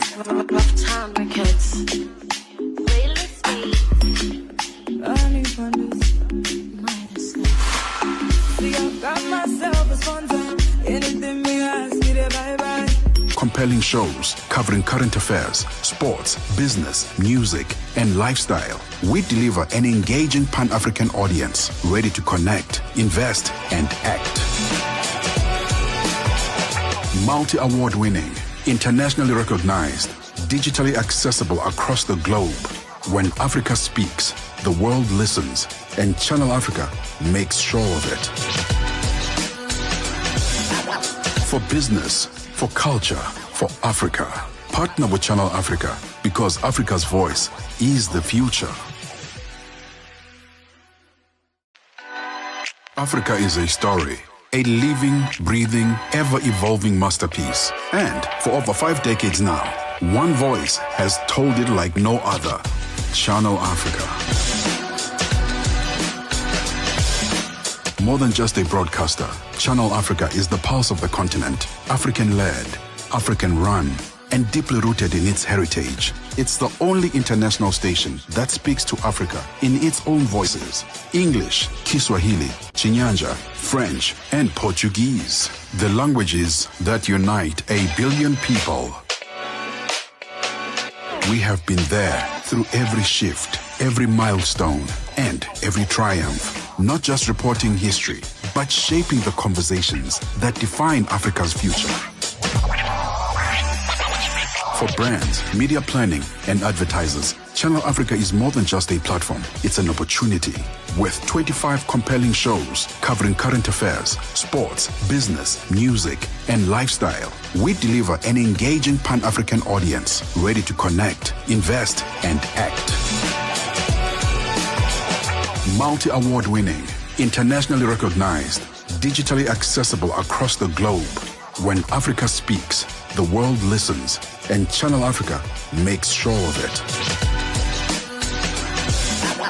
For business, for culture, for Africa, partner with Channel Africa, because Africa's voice is the future.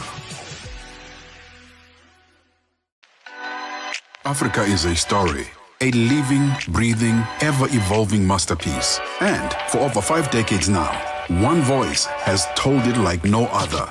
Channel Africa. More than just a broadcaster, Channel Africa is the pulse of the continent, African-led, African-run, and deeply rooted in its heritage. It's the only international station that speaks to Africa in its own voices: English, Kiswahili, Chinyanja, French, and Portuguese. The languages that unite 1 billion people. We have been there through every shift, every milestone, and every triumph. Not just reporting history, but shaping the conversations that define Africa's future. For brands, media planning, and advertisers, Channel Africa is more than just a platform. It's an opportunity. With 25 compelling 3 p.m. Central African Time, this is The Upside with Nompumelelo Ngubeni and Tebogo Lekhuleni. That song called Sponsor. Yeah, we need a sponsor for our education. By Ebony. By Ebony, yeah. We need a sponsor for what? What education. Do we need? So we can access Museum Week for free next week. And let us know if you'll be going to that exhibition next week at Freedom Park. Actually, you don't have to go just next week. It is currently underway up until the end of June 2025. But if you want to visit museums, because it's for all museums. Yes, true. Then, you know, this is a good opportunity to get discounts, to visit as many museums as you can. Are you going to be visiting any museums? Well, I'm going to have to go to this one because it sounds like, you know, I mean, she hyped it up so well, so passionately. She did. I can't not go. Let us know if you will be going to a museum. And also, as you say that, when last did you go to a museum? Because I'm very keen to know. Because I can't remember myself. No, I can't. Can I? Cradle of Human, when was that? Like 2 years ago. Anyway, +27 63 406 9126 is the WhatsApp line. And while you add it, I'm still waiting to hear what you save your child as on your phone. Baby, ID number. I will be creative also. Dumza, what did you save your child as on your phone? Oh, that's a nice one. We're asking our technical director. My son is still young. You're still, son is still too young to have a phone. Is too young to have a phone. Too young to have a phone.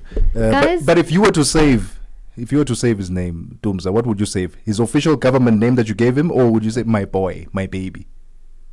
Ntwana yaka. That's what I'm talking about. That's what I'm talking about. Okay. I'm not going to reconsider. The government name it is. Are you going to ask Ban Ngubeni? That's it. Are you going to ask Onel?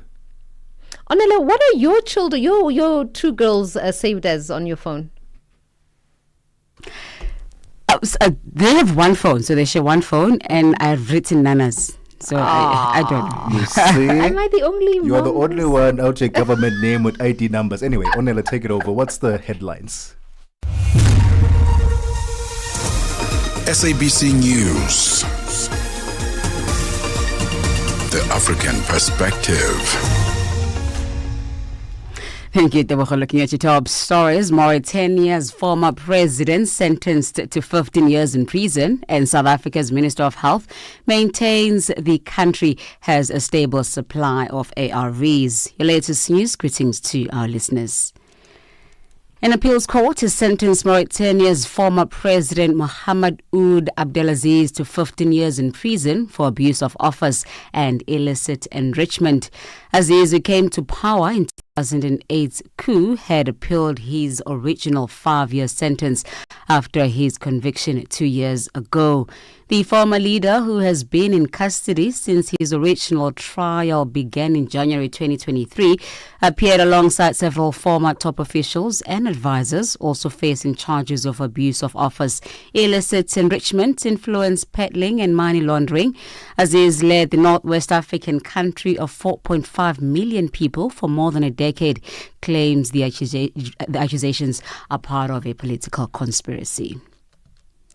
The wife and son of Gabon's former president have been transferred from prison to house arrest following pressure from the African Union.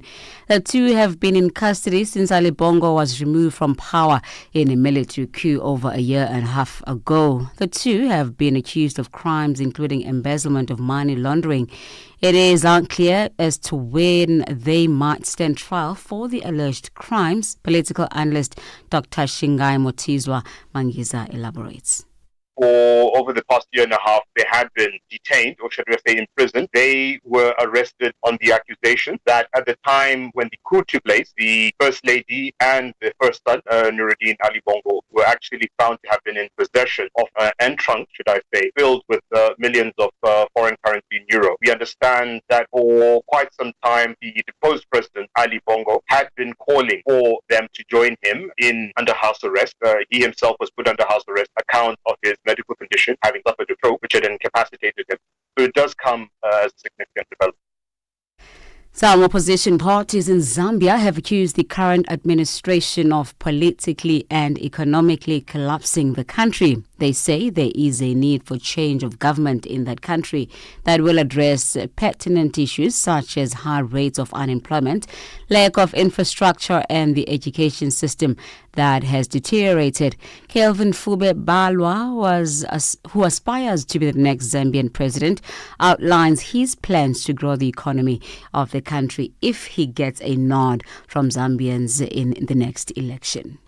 As Zambia must prosper, we believe that every Zambian is entitled to decent accommodation. We believe that every Zambian must have the right to education. Every Zambian must have at least medical care. Every Zambian must at least have a job. These are the fundamentals on which we have built our infrastructural approach. In Zambia must prosper, we believe that we must attack the infrastructure first, because no country develops without infrastructure. Agriculture will be our next phase in terms of attacking the economy. South Africa's Minister of Health, Dr. Aaron Motsoaledi, says he cannot predict what will happen in the meeting between the two presidents of South Africa and the United States. President Cyril Ramaphosa and his counterpart Donald Trump are scheduled to meet next week in Washington. The South African government says the two will discuss bilateral, regional and global issues. This follows the strained relations between the two countries. This also led to the U.S. withdrawing what is known as PEPFAR funding for HIV to South Africa. Speaking at a media briefing in Pretoria, the minister announced that the withdrawal of the funding has left over 8,000 people unemployed. It's difficult for anybody to predict Trump. I'm sure you are aware of that. Because you can be optimistic and he does something different. Or you can be optimistic and he says something else. And basically people don't know about what he will say or what he will do. But the good thing is that our president is going. Let's see what he come up with.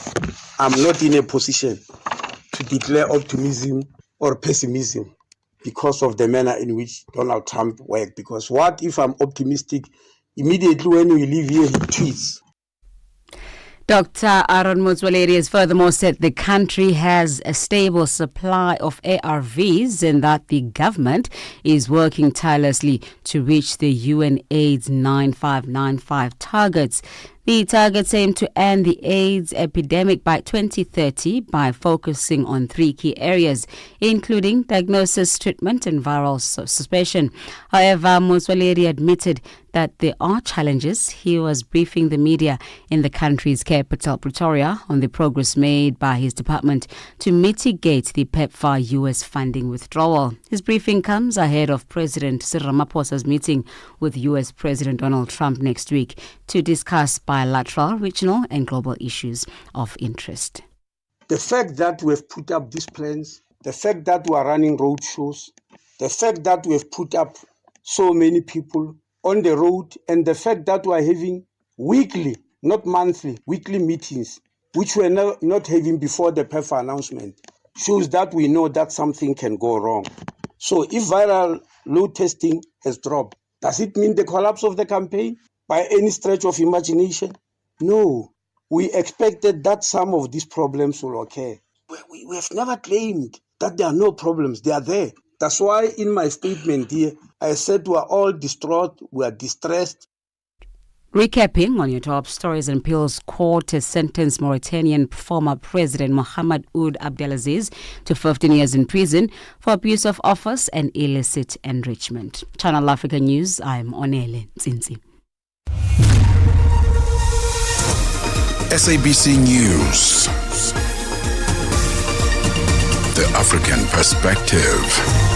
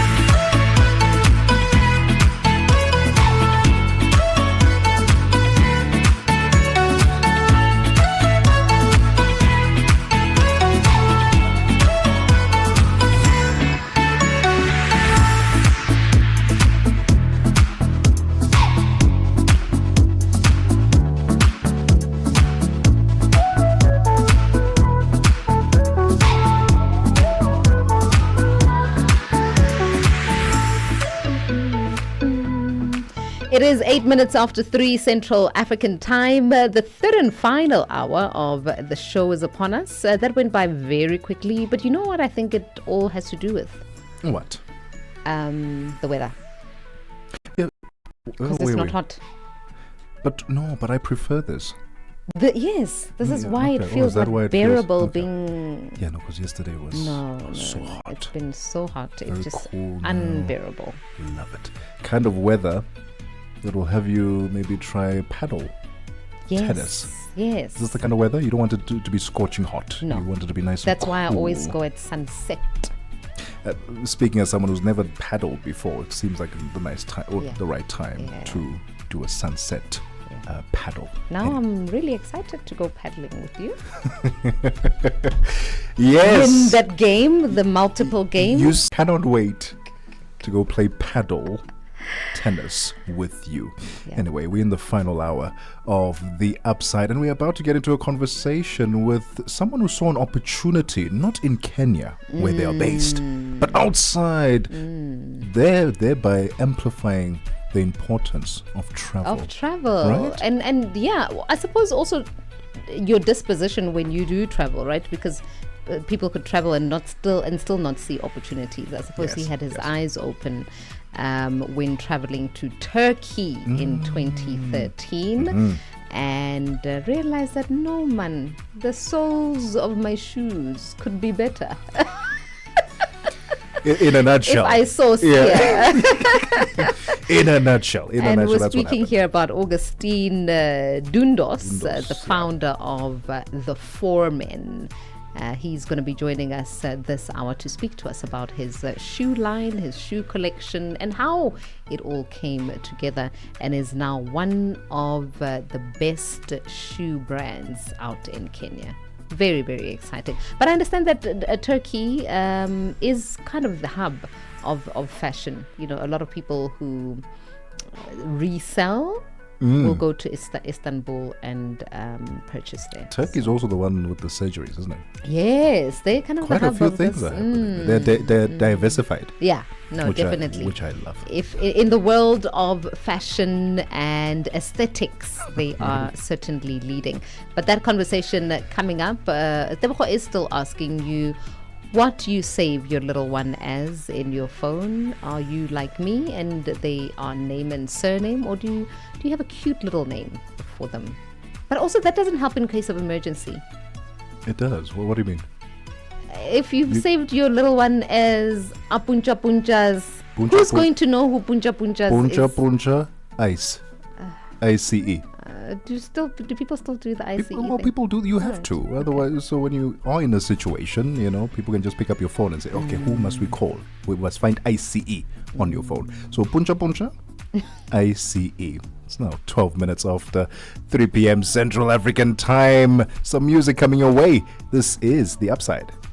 Africa Update on Channel Africa with Lulu Kabu. Protesters in Ghana have accused the country's president of violating the constitution and interfering in the independence of the judiciary. Eric Mawena Egbeta, the opposition protesters are calling for the reinstatement of Tokonu. The presidency and the president and all of its spokespersons around the seat of government have had one narrative and one narrative only, that no constitutional breaches have occurred in the process up until now, which has resulted in the suspension of the Chief Justice. In fact, it does appear the government has already communicated to these protesters that we're not interested in having the Chief Justice return and fill her position until the determination of the matter. We believe that she must remain suspended for the investigations to take place, after which the final determination will inform whether or not she returns. Africa Update with Lulu Kabu, 12 to 1 p.m. Central African Time.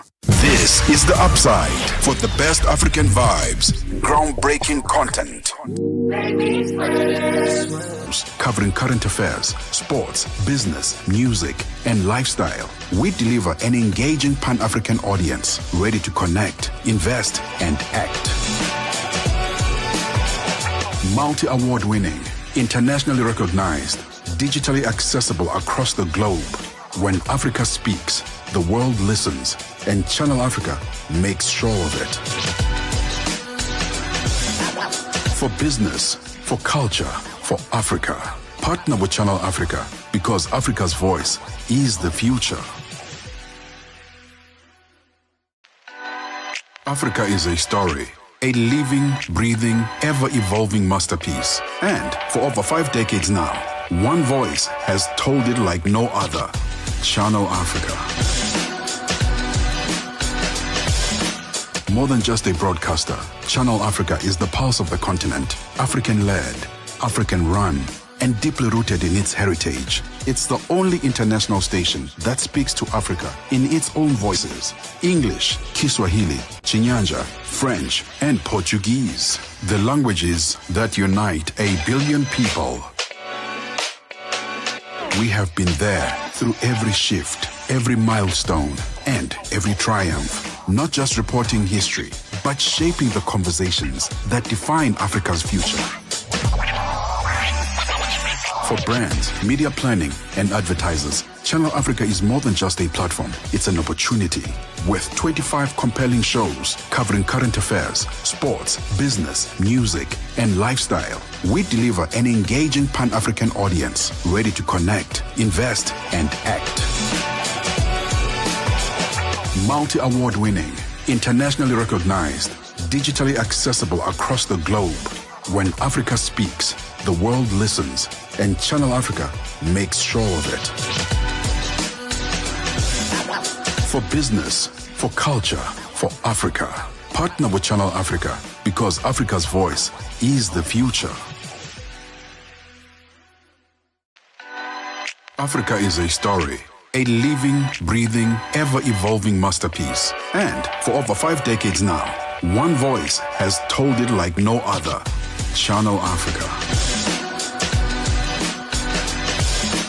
More than just a broadcaster, Channel Africa is the pulse of the continent, African-led, African-run, and deeply rooted in its heritage. It's the only international station that speaks to Africa in its own voices: English, Kiswahili, Chinyanja, French, and Portuguese. The languages that unite 1 billion people. We have been there through every shift, every milestone, and every triumph. Not just reporting history, but shaping the conversations that define Africa's future. For brands, Central African Time, the Grammy-winning Yes, and best dressed. And I mean, speaking about being best dressed, our next guest will know all things about being best dressed and the soles of your feet, right? One soul at a time. One soul at a time. Okay, we really need to let go of the soul thing because I can see how it's going to get out of control for the duration of this conversation. I agree solemnly.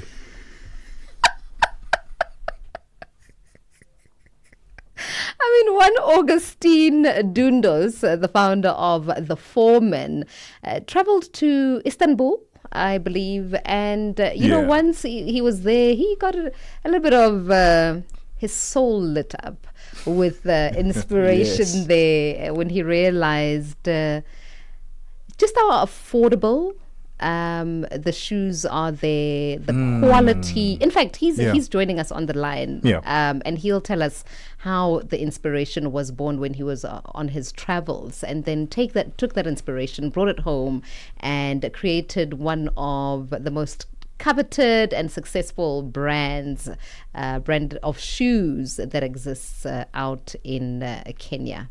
Yeah. Amazing. Augustine Dundos is joining us on the line. Augustine, good afternoon. Thank you very much for joining us. Good afternoon to you too. Thank you for having me. All right. So tell us about, in 2013, you took this trip out to Istanbul, and what happened there? Actually, it was just I'd just gone to Istanbul on holiday. Once in a while, back then, before pre-COVID, I used to love traveling a lot, something that I started doing again afterwards. So once I was there, I kind of noticed there that the men really dressed well. It's not that Nairobi people don't dress well, but there was just the it was another level. Yeah. It was very high. So I took a note. I was like, okay, this looks interesting. So what happened? I happened to pass by this township whereby they were selling lots of shoes. Then it came to me like, maybe I should buy a few pairs with me, which I can go back home and sell, and maybe do another trip. It was not like an instant business idea. Sure. Yeah. So gradually I started I brought some pairs back home with me in Kenya, sold it to my friends who are like, wow, these shoes are really good. And just like that, it started being a paying hobby. Yeah, so that was the genesis of paying hobby. I love that. Oh. Did you have a full-time job at the time, Augustine? What were you doing? Yes, I have my background is in PR and communications.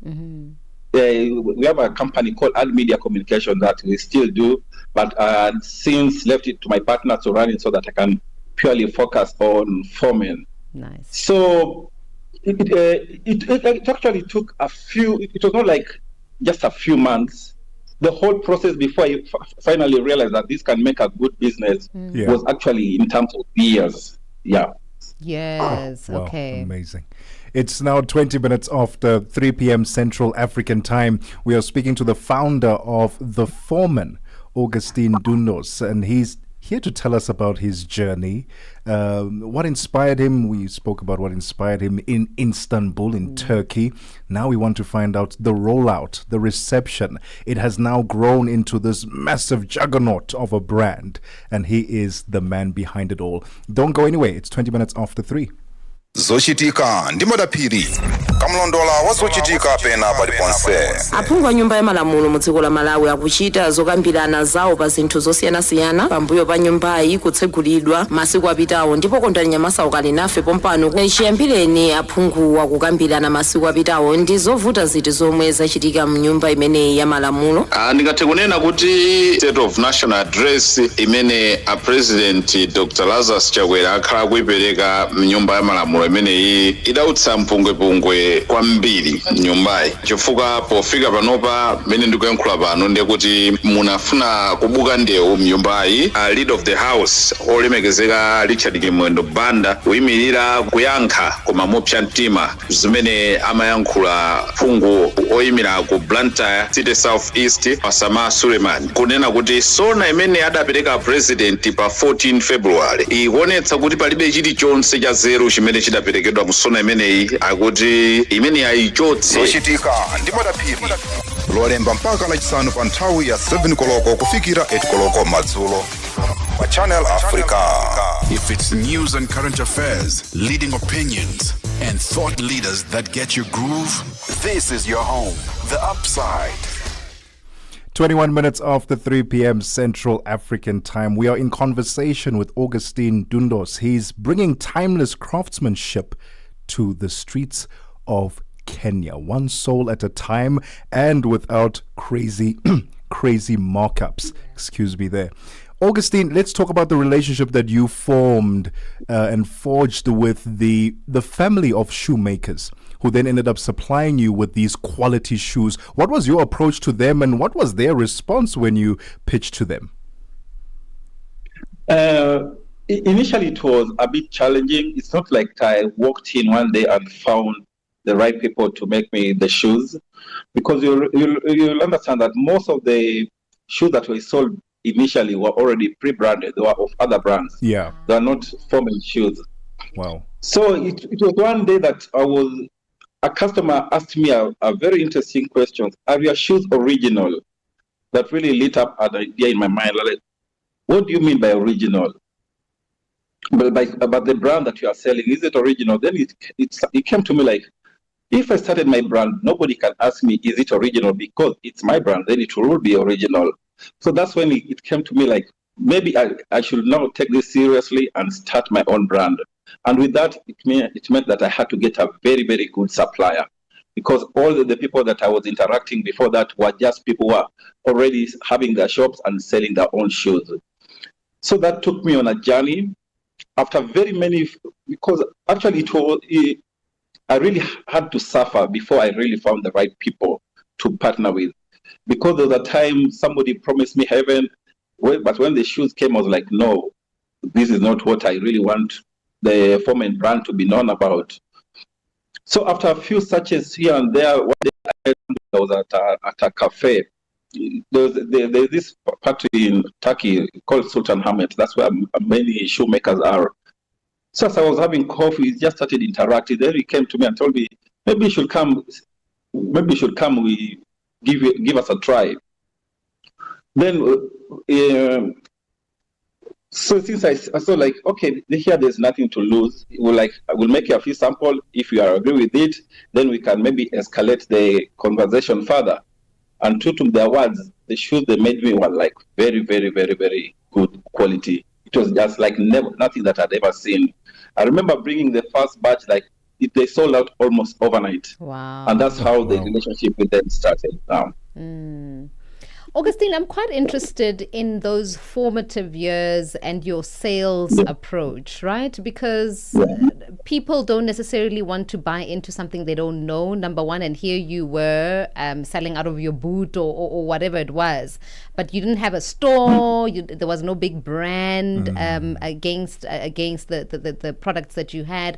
Were you selling to just people that you knew? And how did you get them to trust that, this product is legitimate and it is good quality and durable and now that's something that I can say that really helped me, coming from a background in PR and communication. I understood the power of branding, and right from the beginning I really gave Foreman a very, very good image. I did not try to devalue it, or I did not try to sell it for cheap. Yeah. So when people saw Foreman, even the name, I know it may be deceptive, but they actually thought I was a reseller of a very premium brand. Oh. So whenever they ask me, where is this shoe from? I say, it's from Europe. Like, so I did not really try to emphasize so much. That's why even when I chose the name Foreman, I did not try to go for a local name per se. I wanted a name that could already be thought to be international. And that's what very many people perceived it to be. Even the photos I was taking of the brand, the way I was putting it on social media. Remember back then, even Instagram was still not really a thing, at least not in Kenya. It was mostly on Facebook. So when I was putting photos on Facebook, posting, and then Instagram came, the photos were very, very well curated. The stories I was telling was very, very good. It was like I was giving it like a 5-star feel, and that's what many people initially who were buying into Foreman thought it was. Nobody was coming to Foreman taking it as a local brand. Sure. Yeah. Yeah. Augustine, you have to then tell us, it's one thing to then get the product to Kenya, but we always wonder, in keeping the prices down without compromising on the quality, how did you go about doing that? Because there's always middlemen involved in these transactions that end up inflating the cost to the end user. How did you keep it down? You see, when I say I put my prices down, I did not say that I was selling them for cheap. I was just making them more affordable in the niche that I was aiming for. Because the niche that you see, the niche that I was targeting, here people sell their shoes for maybe $400, and that may be pricey to some it may not be, but it can be a sweet spot for many. So how I managed to put the price lower, I did not try to get a reseller. You see, when you get a reseller, that means they also have to pump the price up on their side to get their margins right. So the model that we chose was a direct to consumer, and for the longest time, the shipment will come right to me. Actually, my bedroom was my shop for the longest time. The bedroom was my shop. People did how I had put the website. It was such a very crisp website. You could think, this is like a top notch. This website is not even from here. Because things like Shopify, when I was starting Shopify, not many people really understood the tools like Shopify for making websites. So when they came and I was ahead of everybody, when they saw the website of Shopify, like, oh, this guy must be really top notch. So whenever they could place an order, I get a delivery guy to tell to them, nobody is asking me about your backend, but my backend was my bedroom. So that's how I managed to keep my prices more affordable for a long time, even till now. Tell us about, a business. I mean, you say it took years to build the brand. You started off in your bedroom. What are some of the lessons that you learned from that? And you also had the complexity of dealing with an international supplier, right? So the traveling back and forth, the customs, figuring all of that out. What did you learn from? Pardon? Also COVID. And COVID, that's right. The challenges, absolutely. Yes. What are some of the big 3 lessons that you have taken from starting for the Foreman? One thing I understood: good things take time to build. You really, really need patience. And one of the best books I ever read was The Shoe Dog by the founder of Nike, and it really, really gave me a lot of service. It did me a lot of good service, because I understood no big brand is made overnight. And again, getting a good supply is also very, very paramount, because I thought, even as I was saying, when I was starting out, I had to meet very, very shady suppliers before I really found the person. And I remember that time I had to get rid of a lot of my stock because I didn't feel that they were of good quality. And the third thing that I find people really take for granted is the branding part. Because you'll understand, you'll find that many people, when they feel they're too small, they don't think branding is an important part of the journey, which is not. You see, nowadays everything has been demonetized. In the era of social media, you can really have an authoritative voice without really being a big brand. You see, even nowadays, athletes don't need like the big brands to push them, because they understand that they have the voice, they have the media, which is them, and they can talk directly to the customers. And that's also the direction I really took. Because I understood that the advent of social media, before you become any company, you have to become two things first. You have to become a media company, and you have to be a tech company. And those are the things that I really, really honed on earlier on that really helped me later on. Yeah. Augustine, we're going to ask you to just stay on the line. When we come back, we'll wrap up the conversation. We are in conversation with Augustine Dundos, who's the founder of The Foremen, which is a shoe brand out in Kenya. It is now 31 minutes after 3 Central African time, and Musibudi Makura standing by with the sports news. Sports on Channel Africa. The African perspective. Thank you, Nompumelelo. Let's start with this story. So with the FIFA Under-20 World Cup ticket now safely secured, Amajita head coach Raymond Mdaga expects the pressure now to be less when they meet Nigeria tonight. And the first of 2 semi-finals kick-off is at 5 p.m. Central African time. The 2 other teams, together with Morocco as well as Egypt, have also qualified for the World Cup in Chile in September. But for now, it's all about the glory of being crowned African champions. And Mdaga feels that his boys will be able to express themselves well tonight. Yeah, obviously, as you know, the priority was to qualify for the World Cup.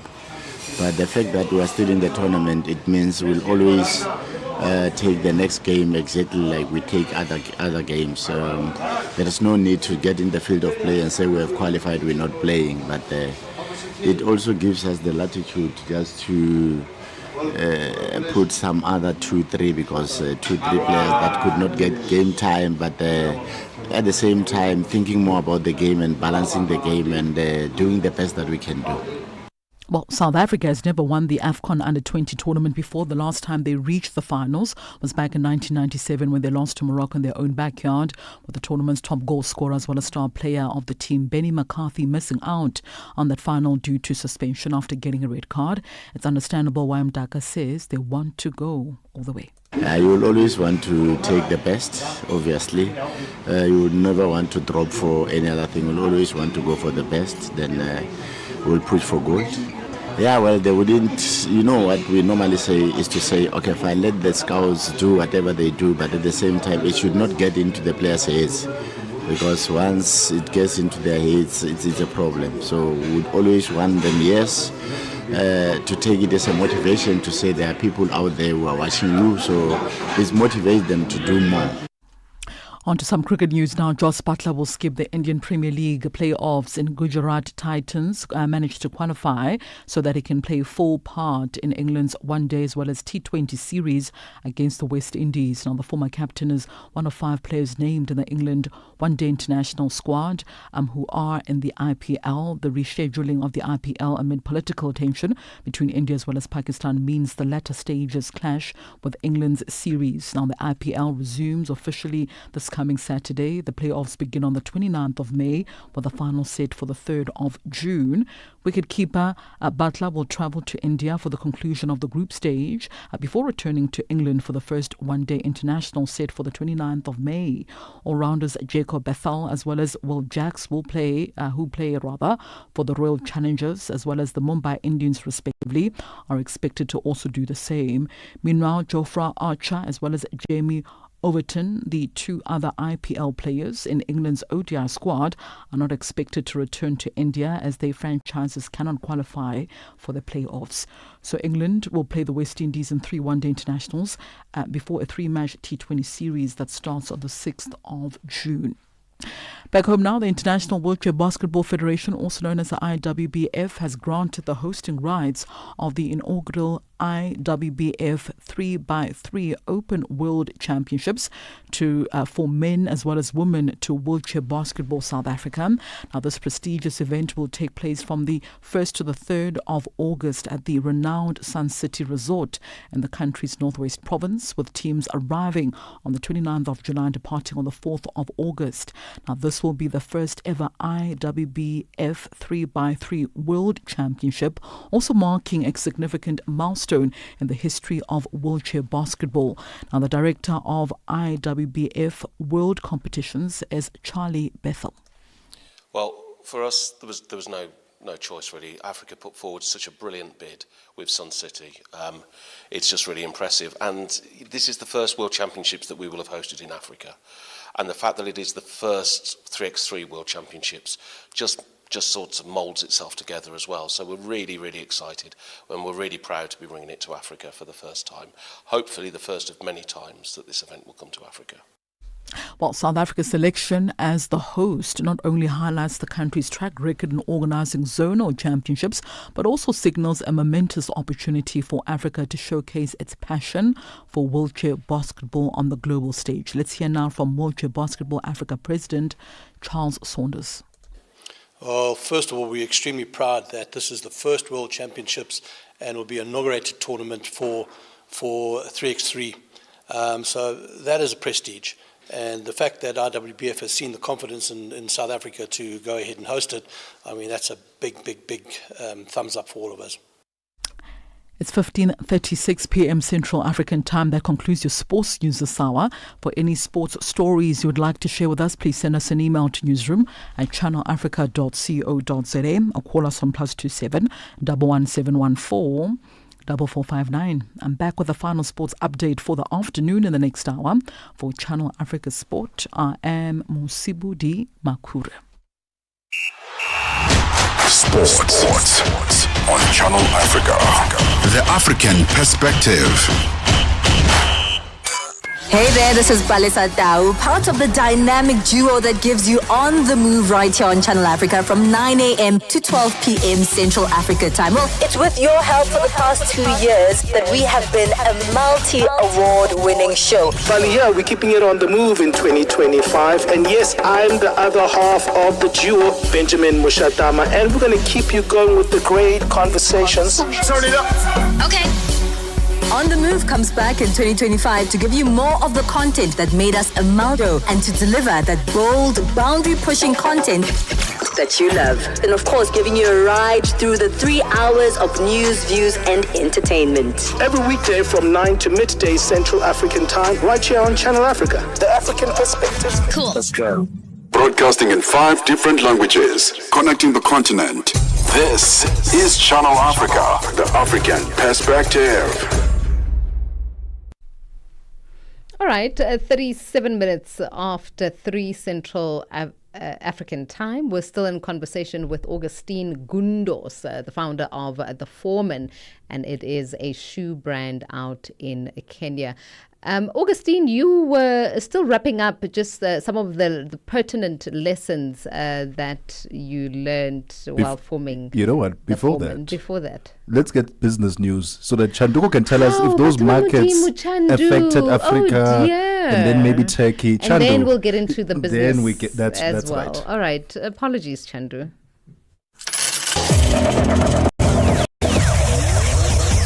Business news on Channel Africa. The African Perspective.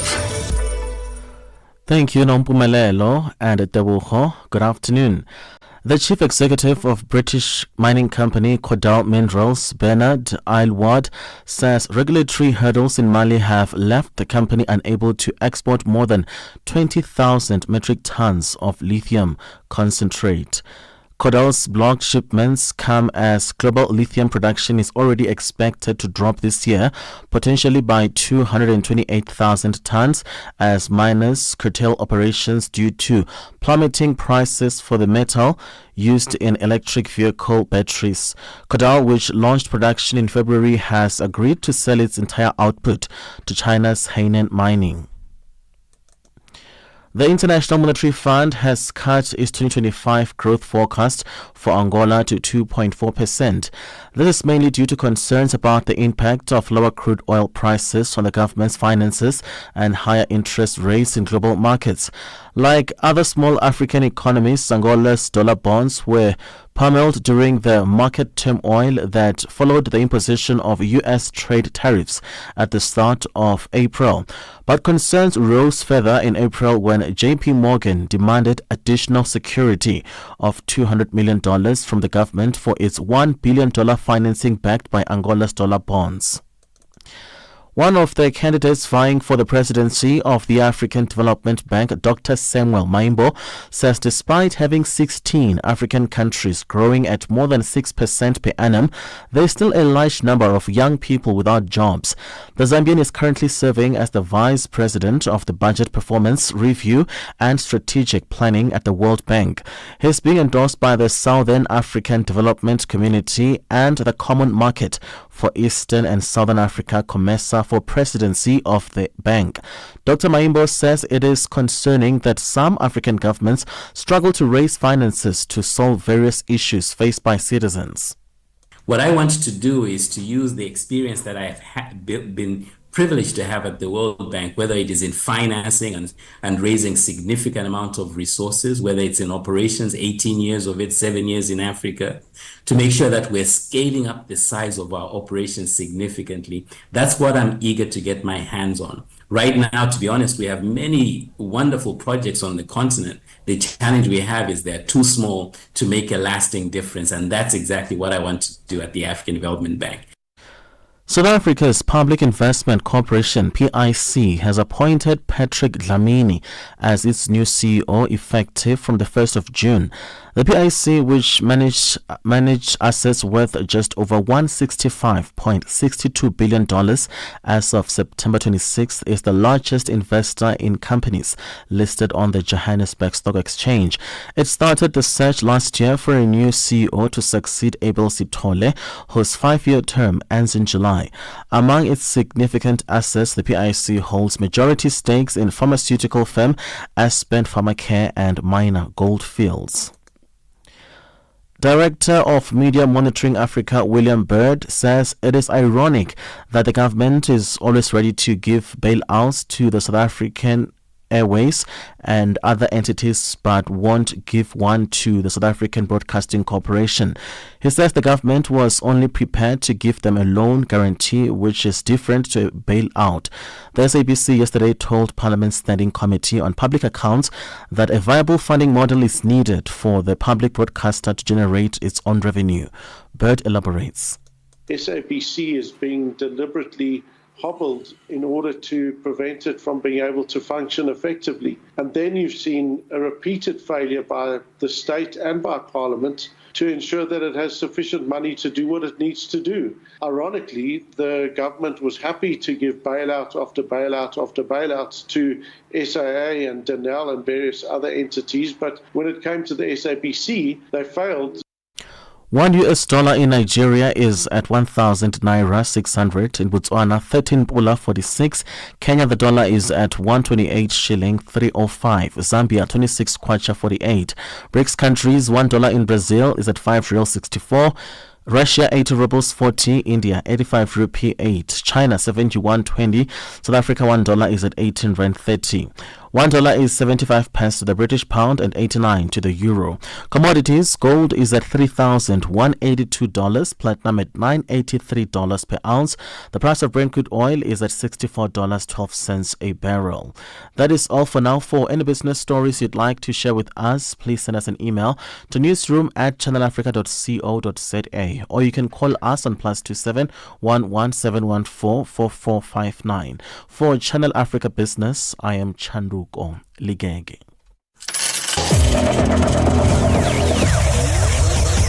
Business news on Channel Africa. The African perspective. We take no sides, none whatsoever. We are the upside. It is now 16 minutes before 4 p.m. Central African time. This is The Upside on Channel Africa with Nompumelelo Ngubeni and Tebogo Lekhuleni. The final stretch of the show. Can you believe time just flew by? It flew because Augustine's story is so captivating. Augustine Dundo needs to tell us more about what inspires him, because he is now in charge and the founder of the biggest shoe brand in Kenya, The Foreman. But I want to know from you, Augustine, what inspires you? What keeps you motivated? What keeps you going? Because you are bringing something into Kenya, a craftsmanship that it hasn't seen before, right? You are treading on new waters. You are carving a whole new path. Who inspires you? You mentioned a few books earlier, but who inspires you in the world of business?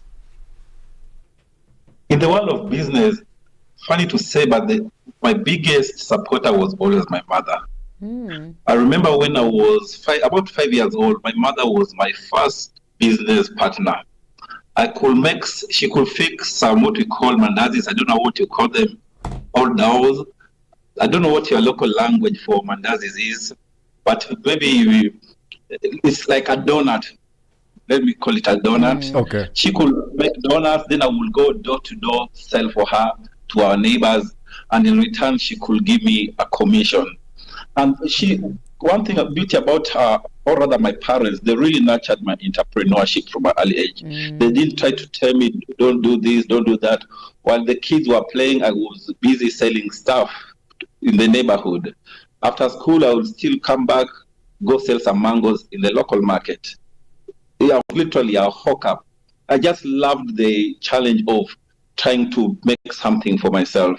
And I really, really appreciate that. So what has been the force behind it, I can always look back and say my mother was my biggest inspiration. And what are the future plans for The Foreman? The Foreman, I see... right now, we are in a process where we are now doing a rapid expansion. We just started going now to brick and mortar. We are on our second store, going to our third store. By next year, we should be doing we should be covering the whole of East African market, Kenya, Tanzania, and Uganda. Then we are going rapidly. You will see us soon in South Africa too. But we want this to be a global brand. We really want Africa. Is never really known for luxury brands, and that's what we really want to change. Because even if you look at our suppliers, we have started working with, and that's we borrowed from the COVID experience. We realized that these things are best made from home. That's the thought that you should be. So over time, we have been trying to work with local suppliers. Even some things, whenever we can, we have to make them in-house.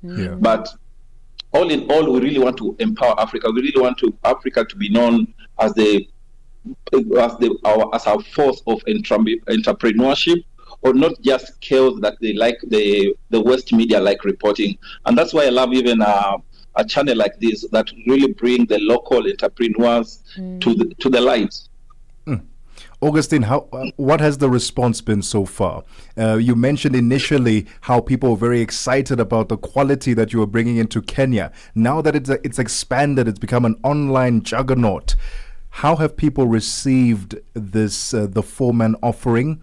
What are the reflections and sentiments shared by those who get to proudly wear the Foreman shoe? I can say the response has been overwhelmingly good. And how do we know that? Because a lot of our customers are repeat clients. We have customers who have been with us over 8 years, 10 years. They've still really come back to us. Why? Because they trust in the brand. Even right now, whenever you look at our social media, we like posting the customers who come, not just the high and mighty, but the ordinary folks, because I know they love being part of our story. And that has been something that has been very, very, very, very encouraging. Even whenever I'm in the streets for the people who know me, though I never really try to put my face out there, but for the people who know me, or the people who just inbox me saying, we are proud of you, we are encouraging you, you're encouraging us. We really want also to make something out of our brands that can be something like close to yours, which I find is very, very encouraging in my end. Augustine, do you ship outside of Kenya? Yes, we ship all over East Africa, but as you know, one of the biggest challenges right now I can say within Africa that we really have to solve is the logistics. Because we sometimes you get inquiries from places that just shipping the shoe will cost way much more than the shoe, which can be a bit discouraging. But I hope over the next few years our leaders can work on those, because it makes no sense why shipping a shoe to America or shipping a shoe to Dubai should cost less than shipping a shoe to West Africa. Right. It makes no sense at all. Yeah, it's not just because of just because of tariffs and things like that, which is a bit, I think, don't make a lot of sense. Augustine, besides the website, theforeman.com, give us the store locations of the 2 brick and mortar stores that you currently have. Our first store is in Lavington. It's in the upside of Nairobi. It's in a mall called Cover Square. It's just a new mall that was just constructed. Our second mall is also on a new mall, which is on Westlands, also another upscale place in Nairobi, along a road called Raptor Road. So in those 2 places, you can always get us. But for those people who cannot reach us, we do free shipping nationwide for free of charge. We never charge a cent for all our shipments. Yeah. Listen, we are incredibly inspired by you here on The Upside, and we can't wait to have you ship to South Africa and hopefully have a brick and mortar store here as well. Amen to that. Yeah. Thank you so much for your time. Thank you so much for having me. Augustine Dundos there, and he is the founder of Kenya's front-running shoe brand, The Foreman, the one bringing us to 9 minutes before 4 Central African time. They are indeed in the forefront. Oh my goodness. Which is just simply brilliant. Oh, my soul is what I have to say about that conversation. Very inspired. I tell you what, I came across something interesting, right? I came across something interesting, and it was more so a reflective moment, because I was like, actually, I've never really thought about it like this. Accents in sports commentating and commentary. Right? Think about it. I am. Mm-hmm. I was watching rugby. I think it was the Sevens or something like that.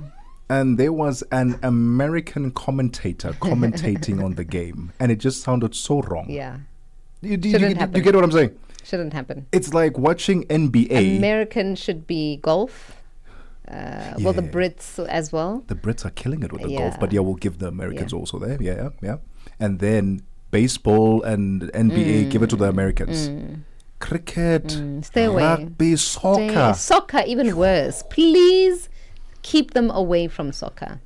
I mean, they've got the MLS there in America. From South African soccer. Or African soccer. Stay away. Just because they butcher the names. They're also extremely dramatic. So Don't you dramatic. find they are way more dramatic than our local commentators? Very dramatic. I found myself, because I was busy washing the dishes at the time, and I was listening in the back, in the background the game was playing, and unnecessarily the commentators I'm like, what happened? And that time nothing exciting happened. That's how he speaks. Just calm down. Everybody calm down. Everyone just calm down. That's Anyway. it. Yeah. I thought I was the only one who picks up on such No. nuances. Cricket doesn't even need commentating. I mean, they say a word an hour or something. I'm sorry. Offended as a fan. I'm offended. Can't stand cricket. Cricket is brilliant, and you need a British accent for that one. Yeah, definitely. And then the Indian and the South African and Australian accents, those work perfectly for cricket. Anyway, it's time for us to listen to some music. Ponder on this and let us know if we're being crazy. Do accents really matter when it comes to sports commentary or commentating? +27 63 406 9126. No matter where you are, Channel Africa is always with you. Planning and advertisers. Channel Africa is more than just a platform. It's an opportunity. With 25 compelling shows covering current affairs, sports, business, music, and lifestyle, we deliver an engaging Pan-African audience ready to connect, invest, and act. Multi-award winning, internationally recognized, digitally accessible across the globe. When Africa speaks, the world listens, and Channel Africa makes sure of it. For business, for culture, for Africa. Partner with Channel Africa because Africa's voice is the future. Africa is a story, a living, breathing, ever-evolving masterpiece. And for over 5 decades now, one voice has told it like no other. Channel Africa. More than just a broadcaster, Channel Africa is the pulse of the continent, African-led, African-run, and deeply rooted in its heritage. It's the only international station that speaks to Africa in its own voices: English, Kiswahili, Chinyanja, French, and Portuguese. The languages that unite 1 billion people.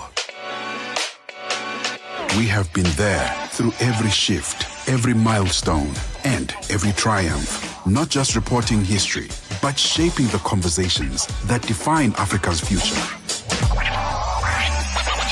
For brands, media planning, and advertisers, Channel Africa is more than just a platform. It's an opportunity. With 25 compelling shows covering current affairs, sports, business, music, and lifestyle, we deliver an engaging Pan-African audience ready to connect, invest, and act. Multi-award winning, internationally recognized, digitally accessible across the globe. When Africa speaks, the world listens, and Channel Africa makes sure of it. For business, for culture, for Africa. Partner with Channel Africa because Africa's voice is the future. Africa is a story, a living, breathing, ever-evolving masterpiece. And for over 5 decades now, one voice has told it like no other. Channel Africa. More than just a broadcaster, Channel Africa is the pulse of the continent, African-led, African-run, and deeply rooted in its heritage. It's the only international station that speaks to Africa in its own voices. What is it? Oh, skating. Yes. Did you think he was saying skirting? I was exactly. I was like, my brother. Skirting. What is skirting? But also, what is that? What is skirting? That's not a thing. Okay. Anyway, that is skating. Asake with the skating. All right, it is 3 minutes before we head on out of here and make way for the tummy time. Tummy time. It has been. Wait, tomorrow is Friday. We're wrapping up the week. Can you believe? And then one more weekend, the month is done. Can you believe? No. Yeah.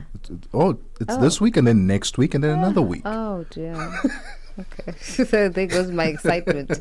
I thought the month of May is done. We're almost there, though. June is. Wait, we should be firmly into winter by now, and it's giving no signs of. Remember global warming? Sure. That's a thing, right? So it will probably properly only start end of May. June. Oh, no, not even end of May. End of June. So Mid-June, end of June. everyone who is not believing. Believing the global warming and saying it is a fad. The impact is here. Can you not feel, are you not looking around you as to what is going on weather-wise? Because it really is bizarre. We should not be this hot. We should not be complaining about heat to the extent that we are. Fair enough. I think people appreciate it also because some people don't like the winter. And so if it's just compressed to like just 2 months, July and August, then we're good. We can do that. We can do that. 2 months out of the whole year, winter. I mean, happiness. Okay, we are out of here. Thank you to the team that has put it all together, Chuchu and Dumza on technical producing, our producer Nombiselo Tango, and social media expert Mashaba. Tebogo, thank you. Thank you, ma'am. Yeah, thank you. As always. It's been an absolute pleasure being in your company. Cheers, everybody.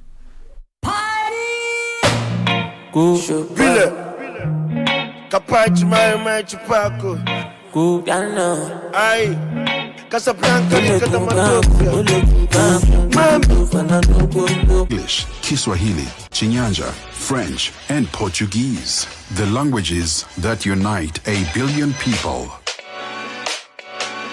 We have been there through every shift, every milestone, and every triumph. Not just reporting history, but shaping the conversations that define Africa's future. For brands, media planning, and advertisers, Channel Africa is more than just a platform. It's an opportunity. With 25 compelling shows covering current affairs, sports, business, music, and lifestyle, we deliver an engaging Pan-African audience ready to connect, invest, and act. Multi-award winning, internationally recognized, digitally accessible across the globe. When Africa... SABC News. The African perspective. With your latest news this hour, I'm